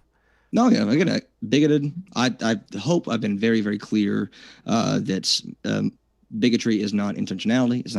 It's not an admission that you're evil. I don't even use it as an accusation of evil. I think by far the biggest driving force of bigotry is cultural inertia. Right? It's just you grew up with assumptions. That's where those biases come from, and that's what perpetuates bigotry. So, yeah, if you don't think trans women are women, I think that you are a bigot. All right. However, if I was talking to you one-on-one and not in a debate, I wouldn't lead with that, okay? I don't think that because you have assumptions that you grew up with that you're evil, and I think that you're worth talking to as a person. That's the difference between like if we're debating like this, like hopefully we're putting out ideas there, but I'm not going to like lead with that if we're talking one-on-one, okay? But it's a waste of time anyway, because if you don't agree with me, you're wrong about everything and probably ugly. Next up, Latex Frog. Thanks for your question. It says, question for Jangles. If gender is a social construct and simply a self-identifier, would someone who, after suffering brain damage, was left in a permanent vegetative state have a gender? What if they were born that way? What degree of cognition would allow them to not have a gender assigned to them? Super interesting question. Yeah, I'd probably give a lot of thought about it. It's really similar to like the gender abolition question. Like if we abolish gender, would people still have it? I think it's super interesting. My immediate thought is no, because it requires like cognition. It requires awareness. They might be being gendered, but gender is like a gender identity is something that has to come from a cognitive process or like a deep feeling, like deep neurochemical reactions in your brains. And so if they're not consciously aware of it, I don't know, it's super interesting. So I'm not going to take a super hard stance on it either way, but my immediate gut reaction is no. Juicy. And Insect Facet, thanks for your question, says, is the statement, quote, trans women are not biological women, unquote, transphobic? Is it true or false? All right. So trans women are not biological women. In certain contexts, it can be, but this is the big thing. It probably is. Like based on like how it is normally used, it's probably going to be used in a bigoted way because a lot of people are. It would have to depend on a lot of context, but you can state things that you think are true that I might agree with under certain contexts. But if I suspect a motivation behind it, I don't know. Plus, it all depends on like what does a trans person think. That's going to be the biggest issue, all right? Because a lot of trans people hear, okay, look, you're not a biological woman. So, that's just my definition of woman as a way to like invalidate their identity. So I don't know. Depends on the context, but probably. Gotcha. And Ryan Gordon, another one for Jangles. Amazing. Says, would mockers of Christianity be Christianophobics or bigots as well, trying to understand the logic and where this rabbit trail leads? Hell yeah. If you like spend a lot of time mocking Christians, I think that's pretty shitty towards Christian people. Now, Christianity has done nothing good for me. All right. I hold no love for Christianity whatsoever. But if you're mocking Christians, it's kind of shitty. And I know T-Jump is smirking. Do you think that you've caught me in some sort of hypocrisy here? No, I think that you've just defined most of the atheist community as Christian phobic, and I find that hilarious, and I'm not totally opposed to it. Okay. It's kind of shitty. However, like, here's something. Here's a really good example, right? I don't think there's a God. I'm hella atheist. However, just because I have that truth, if I were to like have that truth to like express it in public, like it's okay, there is no God. It's just true. And then my Christian coworker like says, all right, that's discrimination against my religion. I'd probably side with him. If you're intentionally putting that out there in a way that you know is going to like invalidate someone's identity, something that they deeply hold, I don't know. I'd probably side with them. So The like only calling- issue comes in like, if being gay is harmful, like it hurts your Christian identity, then I'm going to laugh at you, but still. So like calling their preferred deity a magical sky daddy would be Christian phobic. Probably, yeah. No, I'm sure with that. Like, again, because my definition of bigotry is not any or all right? Juicy. And this one coming in from Ryan Gordon, who asks, how come bigotry apparently only exists for trans, gay, and people who aren't white? It looks like you covered that. Namely, you would say, no, there is such a thing as bigotry against Christians or other groups. Well, but let me know. I don't want to speak for you. I'm just... So typically bigotry comes... a lot of people who have not been made aware of their identities, like identities come from differentiation. So it is possible to be bigoted against white people. Absolutely. What typically happens, though, is a lot of people will perceive bigotry when really their assumptions are being questioned, and they'll perceive that as an attack on their status quo that they're comfortable with. So can it happen? Yeah. Is it a concern in our society? No. You got it, Ann. Thank you very much for this question. Coming in from Brandy Beckett. I didn't see a question. Let me know if you had a question you meant to attach in the super chat. And then Insect Facet says, for both Tom and Jangles, ideally, what should the social and legal consequences be for saying, quote, trans women aren't women? I would say that there shouldn't be any legal consequences for that statement, but I think you could do like aggravated speech, like if you're yelling it at somebody's face, like if you're yelling the N-word in a public space around a bunch of people, you could be convicted of that. But if you say it like in your home, you can't be convicted of that. So I'd say that the phrase itself would carry no consequences, but if you're berating people, that could have consequences. Where are you saying it? Yeah, all depends on context. Where are you saying it? I think you should be able to hold shitty, dumb, ignorant, bigoted beliefs in public, in your own house. I think you should be able to do that.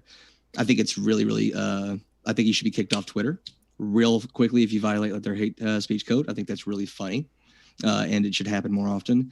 If you are at work or in a place of employment or a place place of business, if you quietly whisper it to yourself in the bathroom, rocking back and forth, I don't think there should be really any consequences. But if you're saying it in front of other people, especially trans people, and it's causing them distress, I think there should be a range of steps. HR should step in, ask you not to do that, and if it escalates, then maybe they start to fire you.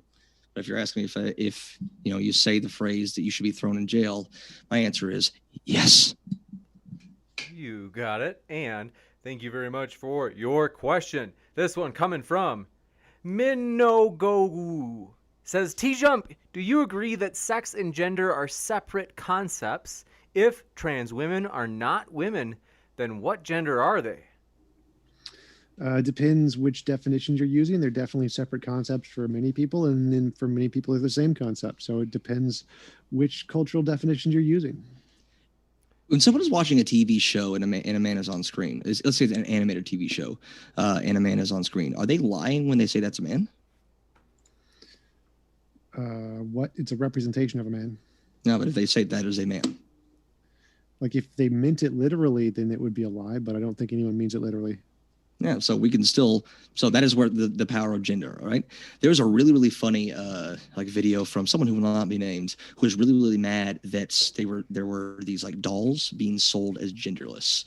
And gender and sex are the same thing, and sex is only biological. I just thought that was incredibly funny that this inanimate thing that is not biological, okay, we're gonna sell it as not biological, all right? We're going to sell it as it doesn't have a sex. It doesn't have a gender. I thought it was really, really funny that all of a sudden people are really aware of the difference between sex and gender when it comes to like representation.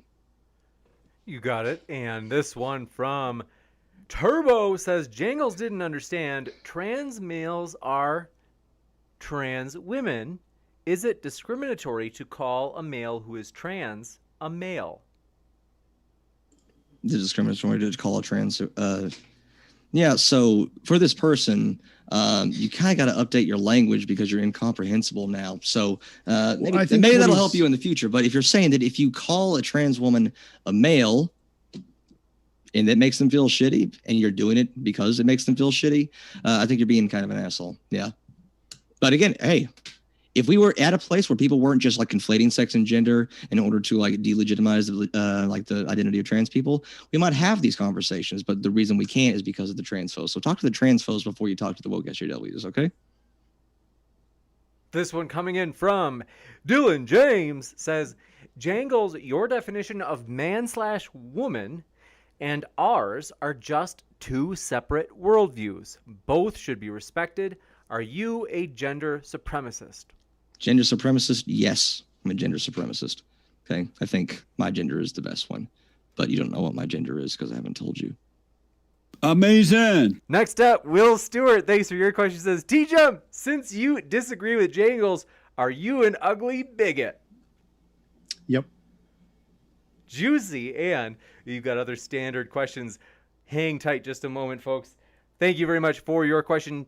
Hate, love, nothing. Appreciate it. Says, is it not misogynistic to rob women of their identity? Also, if I claim to be God and you do not believe me, are you then hateful or bigoted for saying that I'm not God? Okay, we'd have to. How do you rob women of their identity? Hey, woman means something that includes other people now. It includes you. You're still a woman. You're a woman before. You're a woman after. I think it's really, really funny that they try to use that argument to say that, like, that they're being discriminated against, this victimhood complex. That when other people are included, it's somehow an attack against you. This is why it's important to like really, really dive into the complexities of bigotry, because being introduced to a group that makes you a bit uncomfortable, it's not bigotry. The white people who are really, really upset that black people were being introduced in their schools, their concerns weren't valid, and it's good to make fun of them and call them racist. All right, it's good to invalidate their feelings. But no, you're a woman. If you are a woman, okay? If you are a cis woman, you're a woman, and including trans women in the definition doesn't rob you of your identity. You still get to keep it, okay? Gotcha. And as far as the God thing, yeah, forget about that. You got it. And let's see. F Sorry if I blew out people's headphones. F Populi, thank you for your question. Said, Jangles, is it possible to acknowledge difference without being quote unquote bigoted? Yeah, trans people do it. Do you think trans people think that they're the same as cis women?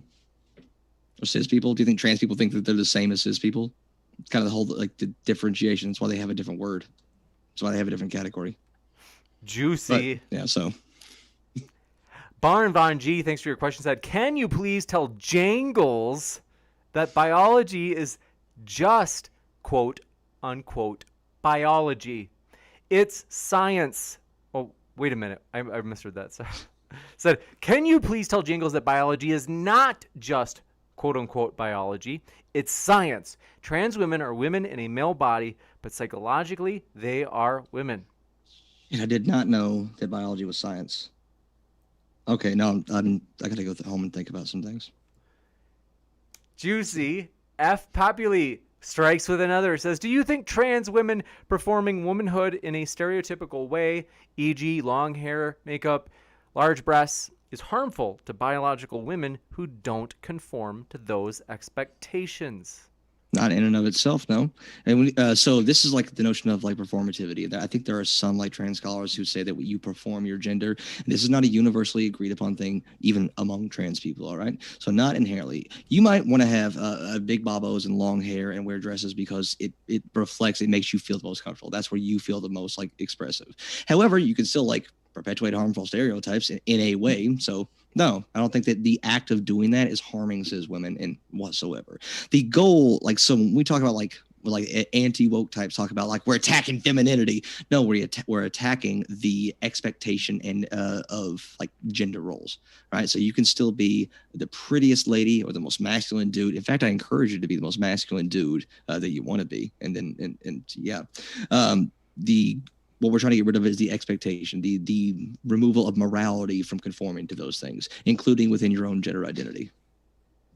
You got it. And Insect Facet says, for both, in general, if two people disagree whether a statement is bigoted, what is the accepted and unbiased procedure for deciding who is right? Use the most common dictionary definition of the word and see if it fits. There is none. You're not going to have any sort of like unbiased like claim towards morality or towards like a declaration of harm or declaration of bias, right? There's no such like, how can we have an unbiased like examination of what constitutes bias when it comes to like non-empirical statements or non-empirical like physical statements? You can't. All right. I think it's better in general to default to the person who is more in line with the identity being discussed, with the majority of their opinions. Not always, but I think it's better to default to that unless convinced otherwise. You got it. And with that, want to say thanks everybody for your questions. Thanks to T-Jump and Jangles, who are linked in the description, folks. That includes if you're listening via the Modern Day Debate podcast. Folks, we are pumped. If you didn't know, if you've been living in a cave on Mars with your fingers in your ears, Modern Day Debate is available on your favorite podcast right now. And so we're going to get this debate up within 12 hours is the goal. We want to start getting our debates up within 12 hours of the actual stream so you can listen to them all on the go.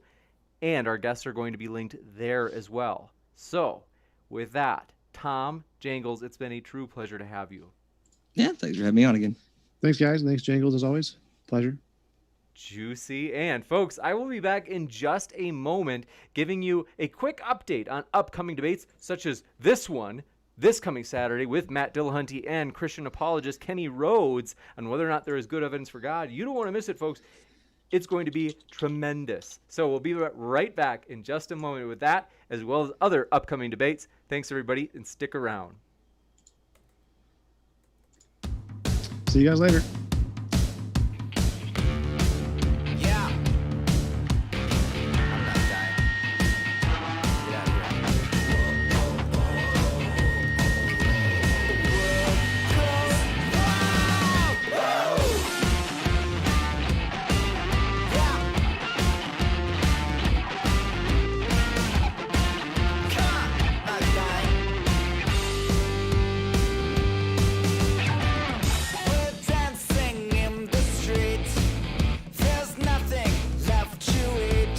Amazing stuff.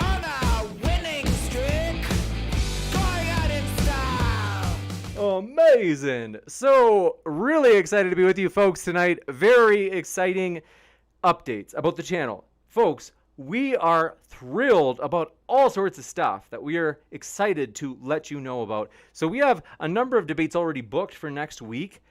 Give you you could say like a sneak peek in terms of what those are. In particular, I'm going to say hello to you all in the chat in just a moment, as I do love to get to say hi to you. And so I see you there, Chug Blackman, as well as Mr.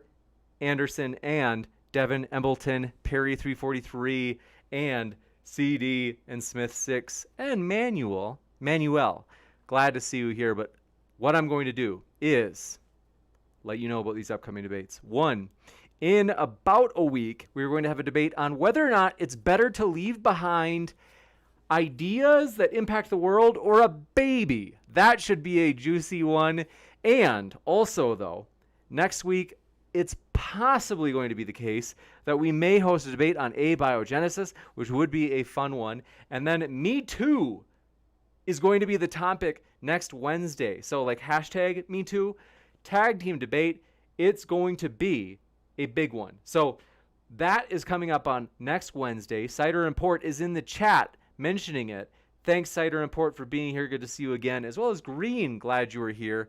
And Randy Beckett, thanks for coming by, as well as to Potzel and Lance Plays LOL. Thanks for dropping in. Steve Coate, good to see you. And Flip Flat, good to have you here. We're glad you're here, as well as Bellis Breckenridge. We're glad you're here.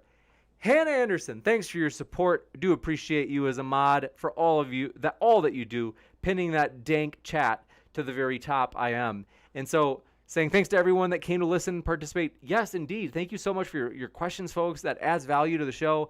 Always fun to listen to, as well as just hanging out here, folks. We like that it's an eclectic mix of people from different walks of life. I have seen people so far to the political right or political left, you wouldn't even believe it. I see them in chat all the time, and I see people in the middle in chat all the time. I see people from all walks of life, and that's why we like it, folks. We want to let you know, no matter what walk of life you're from, no matter whether you be gay, straight, black, white, Christian, atheist, Republican, Democrat, you name it, folks, we are glad you are here. We really do hope you feel welcome. We appreciate you hanging out with us. And we are excited about the future.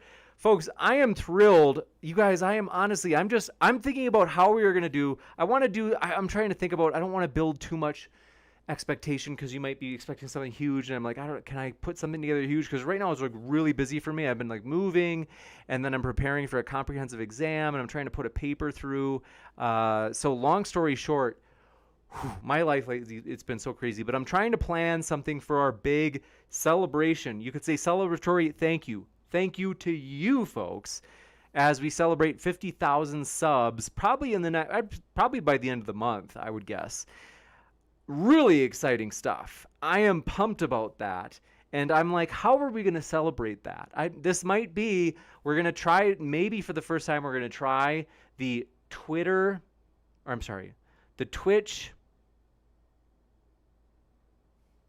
hot tub category. I have got to find a hot tub. They're not just everywhere, so I've got to find one. That could be a juicy one. But yes, we are pumped about that. And so, you guys, I am pumped. I really am. And Hannah Anderson, good to see you though. Stripper Liquor, good to see ya. Nolan Barger, is it Barger or Barger? Barger. Thanks for coming by. And then Nolan, I am hoping to get Team Skeptic. I'm going to ask him right now because I'm like, I kept forgetting. So I'm going to ask him right now. Let me know. Is there anybody, other stuff that I've got to ask people for debates? Let's see. Oh, you guys, we might have one next week that seriously will trigger you so much and so bad. We might host a debate on whether or not kink at Pride events does more harm than good. It's going to be controversial, folks. We are open to virtually any topic that YouTube won't kick us off for. That's the trick. So we don't want to saw off the branch that we are sitting on in terms of YouTube being like, oh, you guys are going too far with this. We're going to kick you off the platform. But we are going to push the envelope a little bit. We're going to go where we're allowed to go, and we're going to see and fill that out. And if YouTube gives us our first strike, isn't that amazing? We have not yet gotten our first strike. That's crazy. So another thing to celebrate by the end of the month. So I'm saying, hey, team, what up? Broski. That's how I talk in all my messages to people. I have a question regarding whether you'd be up for a debate on whether on a JFK assassin conspiracy. I don't know who else. Yeah, let me see what team says. Amazing. I think he's probably going to be probably into it, but I can't tell the future. JG, good to see you. Thanks for coming by. And the chat's moving fast, so let me just try to catch up here. Am I really this far behind? Holy smokes, this is moving really fast. But yes, Baron Von G, thanks for coming by, as well as Tanner Formosa. Thanks for dropping in. Says James, this is getting a little heated here. Are you mean in the chat? I don't know what you're talking about. But Green, thanks for coming by as well. And Mark Harrison, good to see you. Amaretto Kitten, thanks for dropping in, as well as the Zombie Outbreak. Thanks for dropping in. Bob Frostmorn, we are happy you are with us. For real, Bob. Dirty Cats on the Counter says, thanks, everybody. Thank you, Dirty Cats on the Counter. We are glad you're with us. And LICCasino.com, bonus $300 plus 250 free spins. Wow, that's quite the advertisement within a name. That's pretty clever. I never thought about that. That YouTube, if you go on YouTube, you can always just You could actually put the advertisement in your actual name of your profile. Very clever. LICcasino.com. I've got to promote you here. I mean, I'm not actually sponsored by them, but because it's so clever, I can't help but say, hey, we all better go gamble at LICcasino.com. But Lance Plays LOL, good to see you. As Hannah Anderson, thanks for coming by and just all of your support tonight, as always. Third finger from the right, amazing. Thanks for coming by. Boris Kuduko, glad you're here. Angel A, glad to see you, as well as Slang and Jabu. And Bellis Breckenridge, thanks for dropping in. Thanks for your kind words. Thanks for having us, James. You're amazing. Thank you. That seriously is encouraging. And Mark Reed, good to see you again. And then Just Some Internet Chick, amazing, says tonight was a super good one, and I couldn't agree more. Believe me, nobody agrees more than me. And Hervey Schmervy, thanks for coming by, as well as Ross Thatcher. Folks, welcome to the show. It's Tuesday, and on, was that Saturday? We had Ross Thatcher on in a good old flat earth debate. It's one of our guilty pleasures, folks, as well as Bigfoot debates. We like those too. Let's see, this is a toughie there. But Josh Howard, good to see you. Says, I saw a guy at the gym today who looked a lot like James. Amazing. I was at the gym today. You're not in Fort Collins, are ya? Nero, thanks for coming by, as well as Sedani the Theist. Pumped you're here. And Let's Farm, thanks for dropping in. And, oh, I saw you here earlier, too. But Devin, pumped you're here. Stripper Liquor, good to see you. Is there anybody new in the chat? Is there anybody where it's your first time here tonight? Let me know. James S.C., good to see you. Pancake of Destiny, glad you made it as well. And Jen8208, thanks for coming by. We are glad you're with us. As well as Sideshow Nav says, 50K party, amazing. That would be fun. I've got to think of something clever. Nolan Berger, my pleasure. Thank you. Rumpley Depew, thanks for dropping in. And CD says, can we write donator and subs names on rubber duckies for the hot tub streams? Oh, that's funny. I like that. Folks, I forgot to mention. Oh, I forgot. If you ever want to send a Venmo, if you are like, dude, I don't like super chats in the sense that YouTube takes over. Sometimes they take over 33% of the super chat. They say it's 70. I've done the math on my own like stats in the back, and like they actually take more. I've notice it's like at least a third. I think it's a little over a third that I've noticed they sometimes take. If you don't like that, if you're like, geez, YouTube I think has enough, here's what you could do. If you want to send your super chat in via Venmo, you can. We now have a Modern Day Debate Venmo account, and the tag is Modern Day Debate. So if you just send it to, the call sign and then Modern Day Debate with no spaces, that's our little call on Venmo. And so if that is something you'd ever be interested in, let me know, and I can remind you what it is. And then Worldview Detective, glad to see you here with us, as well as European Man, thanks for dropping in. And Mark Jones, thanks for coming by. Cider and Port says, is Vosh doing the Kink Pride debate? No. Vosh turned it down. No joke. And then, so yeah, we'll talk about all of your guys' favorite stuff, like furries and all that. And, it'll be interesting. But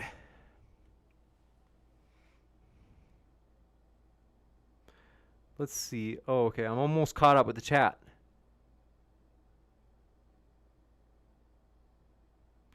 Oh, Sideshow Nav, thanks for letting me know. Perpetually Annoyed, if you say something in the chat, I will make you a mod. And Tom Foolery Show, thanks for coming by, as well as Amaretto. And amazing. Heat Shield also uses the word broski. I like it. I like your style. Ray Callagher says, tilt your mic, James. The mic elements are on the side, not the end. Yeah, I would. The only thing is it's hard to get it to be tweaked right and not too far away. So like right now, it's too far away That's the only way I can get it to where it's like roughly like, or I'm speaking into the side of it. So I usually just do this and it works well enough. But Toto Kaka, thank you for dropping in, as well as Pancake of Destiny says, Team Skeptic will make you demonetized. He loves the F word too much. He does. But Insect Fastest says, what about a debate on lizard men, reptiloids, whatever they're called, the aliens in human suits? Well, maybe. I don't know. I mean, I'll think about it. Bo Smith says, James, you need to go buy a pink bikini for your tub event. Man, you're into that kink stuff, huh, Bo? And Sideshow Nav, let's see, says Heat Shield and Invisible Ninja and Brian Stevens are ready for the wrench. Oh, okay. Remind me, if you guys can remind me, I'm looking for you in chat. Was it Heat Shield, Invisible Ninja, and Brian Stevens? Okay.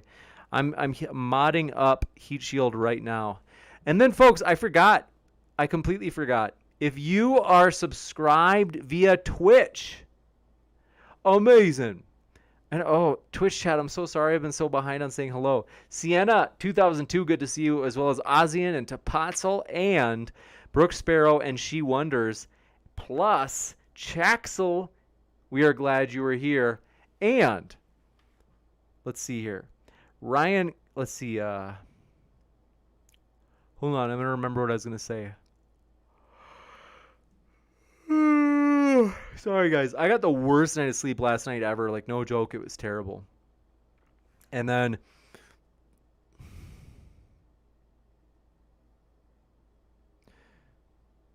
Will says, I'm not sure how seriously I can take someone who uses a shock mount on a handheld mic. Just saying. What's a shock mount? And Sedani the Theist says, you do such great work, James. God bless. Thank you for your kind words. Seriously, we're excited about the future, folks, and we really do have some cool stuff coming up.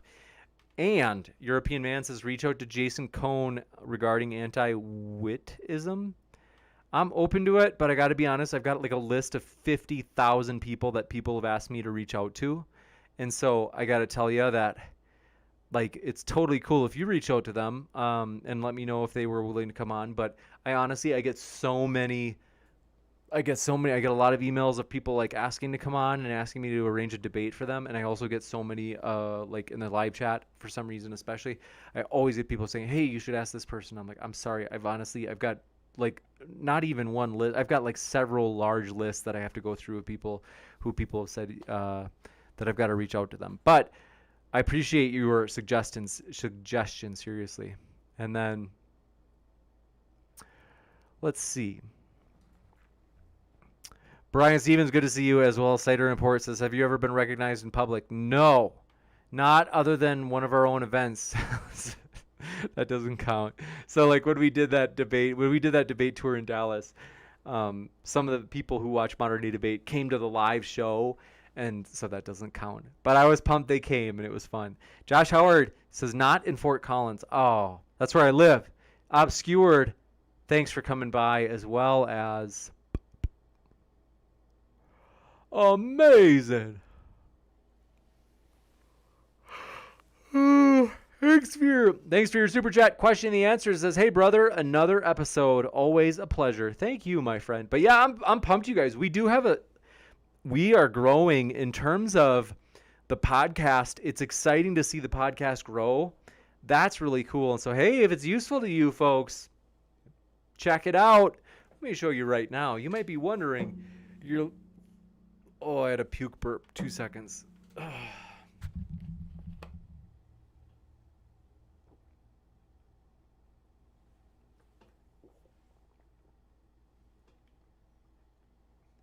Amazing.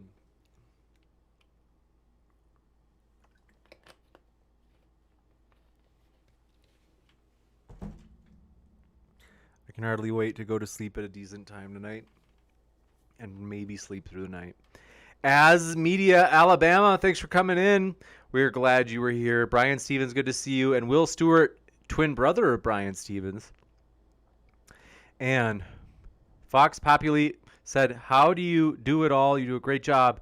For future reference, my name's pronounced Fox, and I'm a lady. Thanks for the great debate tonight. Thank you, Fox. That seriously means a lot. I appreciate that, seriously. And TK Englander, thanks for coming by. But yeah, seriously, Fox, that's super encouraging. I do really appreciate it. And I'm excited though. And thank you for your super chat. Andrew Roos says, James, I just missed it. No, I shall rewind. Hope you're doing well, man. But those juicy burps are the worst. You're right about that, brother. Thanks so much, Andrew, for your support. Appreciate it. And yeah, man, that was like one big, I haven't had one of those burps in a long time. Yo, thanks for coming by as well. And Andrew Roos, by the way, I see it says there's an A.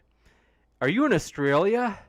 Let me know. I'm curious. I always get excited when we have people from like far away that are watching. Like that's encouraging. That's exciting for me. So we always get pumped up. Like even if it's as far away as Europe, which isn't too far, but people from Australia, all over the place. We are. I sometimes like I think I told you guys. Sometimes I look at the stats for the podcast. And I'm like, wow, it's crazy. Some of the countries I haven't heard of. But yeah, we are trying to get into the habit now where I'm going to try to have tonight's debate up by tomorrow at noon. Can you give me till noon? So this debate will be up extra quick. And so we're excited about that. JG said, where should we send debate topic ideas? I've got probably more than enough. I've honestly got like pages of like, I appreciate it. You can mention it in chat. And maybe I'll go with it, but I got to be honest that there are like a billion others that people have mentioned, and I'm not trying to be mean or anything like that. Like, I'm totally open to you mentioning it, but I got to let you know that it's like I've got like so many topics and people that people have recommended that it might not be like super quick that we host it, though I appreciate it. So I hope that didn't seem like I was closing the door on you, JG. Sorry. I just didn't want you to get your hopes up in terms of like how soon it might be. It depends on the topic too.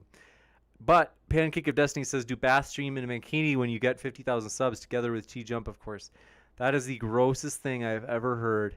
And perpetually annoyed, I have just added you as a moderator instead of pinning your chat. Sorry, like I said, little sleep deprived. And Mark Reed, thanks for your support. Do appreciate that. Says, hit that like button to see more great debates, mates. And it's true. We got 303 people. Folks, we can get to 200. We can totally get to 200 because we're at 183 likes. Folks, let's do it. Let's get to 200. We'd be crazy not to. Now, you might be like, well, we've got 300 watching though, James. Why? We should get 300 likes. We could. But, I mean, the only thing I can think of is if we have 300 people watching and they're not all clicking like, it's probably they must be in the bathroom. And they're not at their computer, and that's why they're not liking. Okay, so we can make it to 200 though. Ron Nakedness says, James, can I hire you as my academic advisor? That's funny. You can't hire me, but I can. Like, if you ever wanted advice on like trying to like, let's say you could say, have a single course fulfill 2 fulfillments, like you could say double dipping. Like, I've been in school so long that I might be able to like find some tricks. But yeah, I'm an old man. I always go to the rec center and I'm like the oldest person there. So I live on campus and lately I've been seeing people way closer to my age, but it's funny that all the other universities I attended, there would be other older people, whether they be students or like instructors or professors, that were in the weight room. And at this school, I don't know if I should say my school. You guys figure it out anyway. At this university, I never see hardly ever people my age. It's always undergrads. I got nothing against the undergrads. Don't get me wrong, but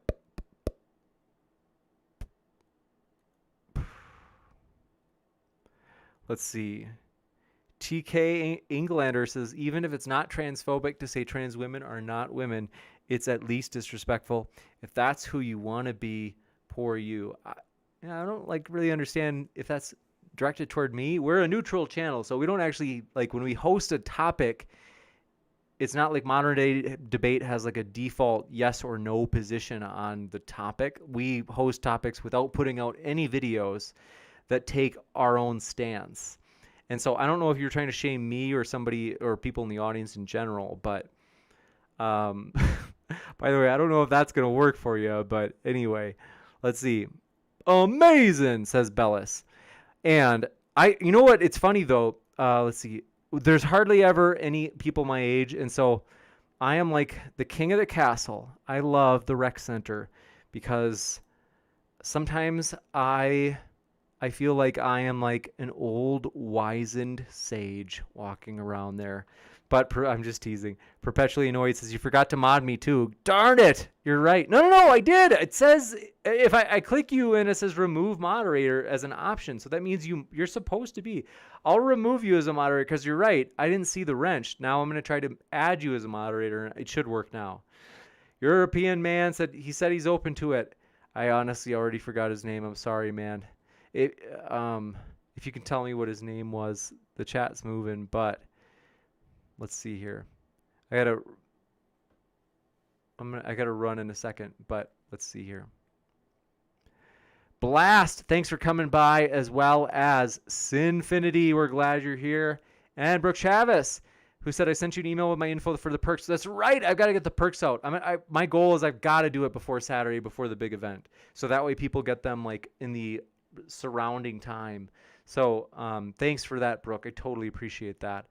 And I will catch up on my emails, and I totally appreciate your support, Brooke, and letting me know that. Thanks for going the extra mile. And then Invisible Ninja says, I passed the 36 chamber with Sideshow Nav. Can I get the wrench? Yeah, I thought I added you, but now I actually added you. Raw Nakedness says, put a join button on your channel. I've been meaning to do that, but it's been so exhausting, and I've got to make like new graphics and stuff, and I'm honestly... For real, it's almost like Twitch where you have to make like the emotes. Tapatzel street cred for making those on Twitch. I didn't even make those, but I'm super thankful. Chris Gammon says, James, are you even 30, bruh? Bless your heart, Chris. That's funny. Invisible Ninja says they passed the 30. Oh, okay, gotcha. But yeah, I've got to run in just a second. But TK Englander says, not trying to shame anyone. It was not directed at you. Thank you for letting me know that. And Steve Coates says, James, you and T-Jump are always a good show. That's funny. It's always a fun time here at Modern Day Debate. We really do appreciate everybody being here. And then Heat Shield says, that's a really good point. I guess I didn't notice. Are you considering a channel membership option, or is there a reason it isn't there? I'm open to, if Modern Day Debate had a channel membership option. I don't know. What do you guys think? Should we? I don't know. I'm open. True Rex says, thanks for the entertainment. Thank you, True Rex, for your support. Appreciate that. Let me know. Heat Shield said, I'm sure people would help make stuff for that. Yeah, maybe. I mean, and then Tapatzel says, if you want stuff for a join button on YouTube, let me know. Tapatzel, I would be super thankful because I'm honestly just running on fumes most of the time. So seriously, like if you're up for it, I would be super grateful. Don't feel obligated. I never am entitled, or I never feel entitled or anything like that. So I seriously, I really do appreciate your help, and don't feel obligated. Fox Populi says, hope you get a good night's sleep in. You definitely deserve it. Recently found the channel and have been addicted. Listen to the podcast all day at work. Thanks again. Talk to you later. Thanks, Fox. That's super encouraging. Seriously, that makes me feel really happy. And then Amanda says, as always, thank you for your time. Thank you for that. And then, what is it? Raw Nakedness. Well, let's see. Well, here's the tricky thing. Should we expect that members would be neutral, though? Because I don't know if people are going to want to be a member if they're expected to be, like, neutral in chat. And Raw Nakedness, I know you're not going to be neutral, so... Oh, and then Insect Facet said, what about merch? You guys should sell merch. We do! If you scroll down, it should show, like, our merch, where it's got t-shirts and a hoodie and a mug and a tote bag and a girl shirt for Raw Nakedness. And so, yeah.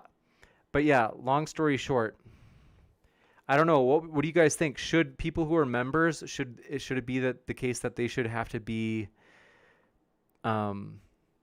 neutral? It's tricky. I don't know, because people might be like, what if they come to the channel and they're like, oh, I notice all the members are of this position, or I'm like, I got to think about it. Let me think about it. But thanks Toto Kaka for your feedback as well. But thanks everybody for all your love and support. Seriously, I love you guys. Thanks for making this fun. Chris Gavin says, gotta run. Looking forward to Saturday. Woohoo. Amen to that. I am pumped, you guys. It's going to be so fun. So thank you, Chris, for all of your support. Seriously, I owe you. Like, let me know how I can make your day better. Seriously, appreciate you, man. And Insect Facet says, oh, I had no idea that was a merch link. Oh, it is. Whoa, yeah. And then, but yeah, thank you guys for your support. Seriously. And then Heat Shield. Let's see. Yeah. Heat Shield, we'll talk about it. I'll try to get thoughts from people. We got to schedule a, what is it called? We're going to have a Patreon meeting in the next week or two. So I'll get some feedback from there and get some feedback from like Bob and the moderators and get some feedback from chat more and stuff like that. And so thanks everybody. We had 209 likes. We made it past 200. Maverick Himwit, we're glad you're here. Thanks for dropping in. And then 30 dislikes. And sometimes people are like, oh, James, you got dislikes there, like 30 of them. We have 30 people from Australia who have hit the like button. That's why you were seeing 30 dislikes. That's all it is, folks. And so thanks for all your support, though. Seriously, we love you guys. And excited about the future. Thank you guys. I always I always want to stay. I really do, for real. I'm just like, I'm enjoying myself quite well. Thank you very much. I don't want to leave yet. But thank you guys. Seriously. And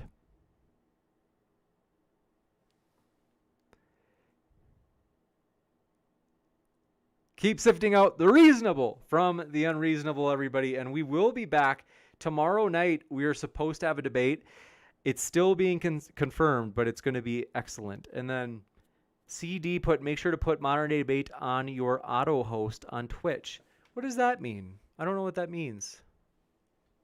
For real.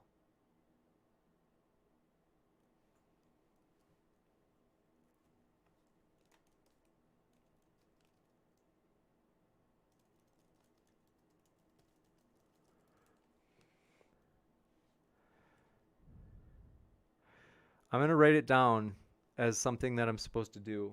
And then right now, I'm going to go on Twitter and see how many people are angry about tonight's debate, because I get a lot of satisfaction from that.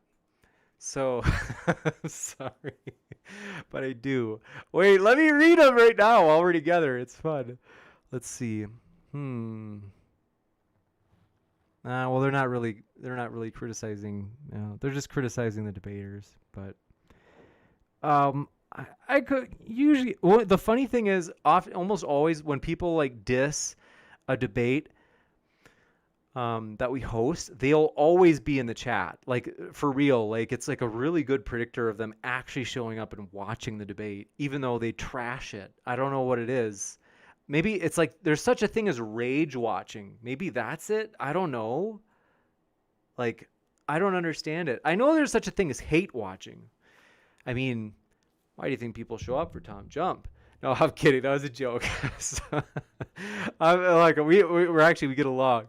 So you've seen pictures of Tom and I traveling and stuff like that. But I've heard of hate watching. I haven't, but I think rage watching is a thing too. I don't know. There's a lot of human psychology into it that I don't frankly fully understand yet. The internet is a strange place. It does weird things to people, I think, but. Perpetually Annoyed says some people just impulsively dislike if they disagree with one of the speakers. That could be it. That makes sense. Brian Stevens says, night, everybody. Thank you, Brian. And Perpetually Annoyed says good night as well. Thank you. And then I promise this is like I'm going to go for real in a second. CD says you can make a list of Twitch streamers and Twitch auto hosts the channels when you are offline. Oh, okay. List of Twitch streamers. That's super interesting. I got to learn about that.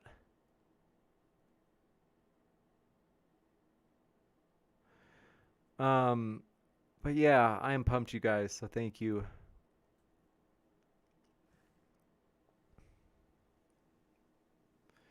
Heat Shield, thanks for that feedback on the tech solutions topic. And then Insect Facet says, I'm a bundle of directionless rage, if that helps. Thanks for letting me know that. I had a feeling. No, I'm teasing you. Thanks for coming by, as well as Swars Brooder. Thanks for dropping in. We're excited you're here as well. And so with that, thanks everybody, though. Seriously, love you guys. Thanks for all your support. I got to go get some sleep. I'm pooped.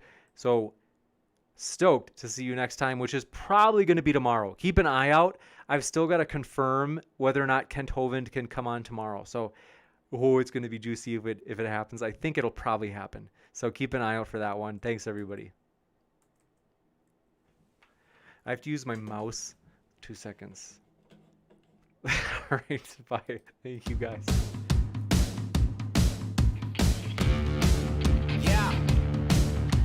Interesting.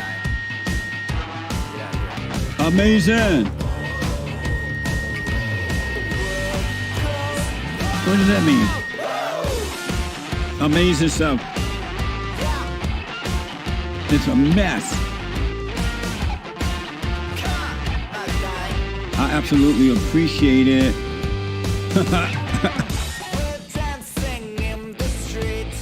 Can you imagine? There's no proof of that. You're on the air, sir. Do you love black people?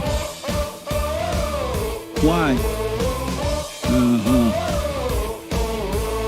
Back in a moment. The hate report, the hate report. Amazing stuff. The less the government in your life, the better off you are.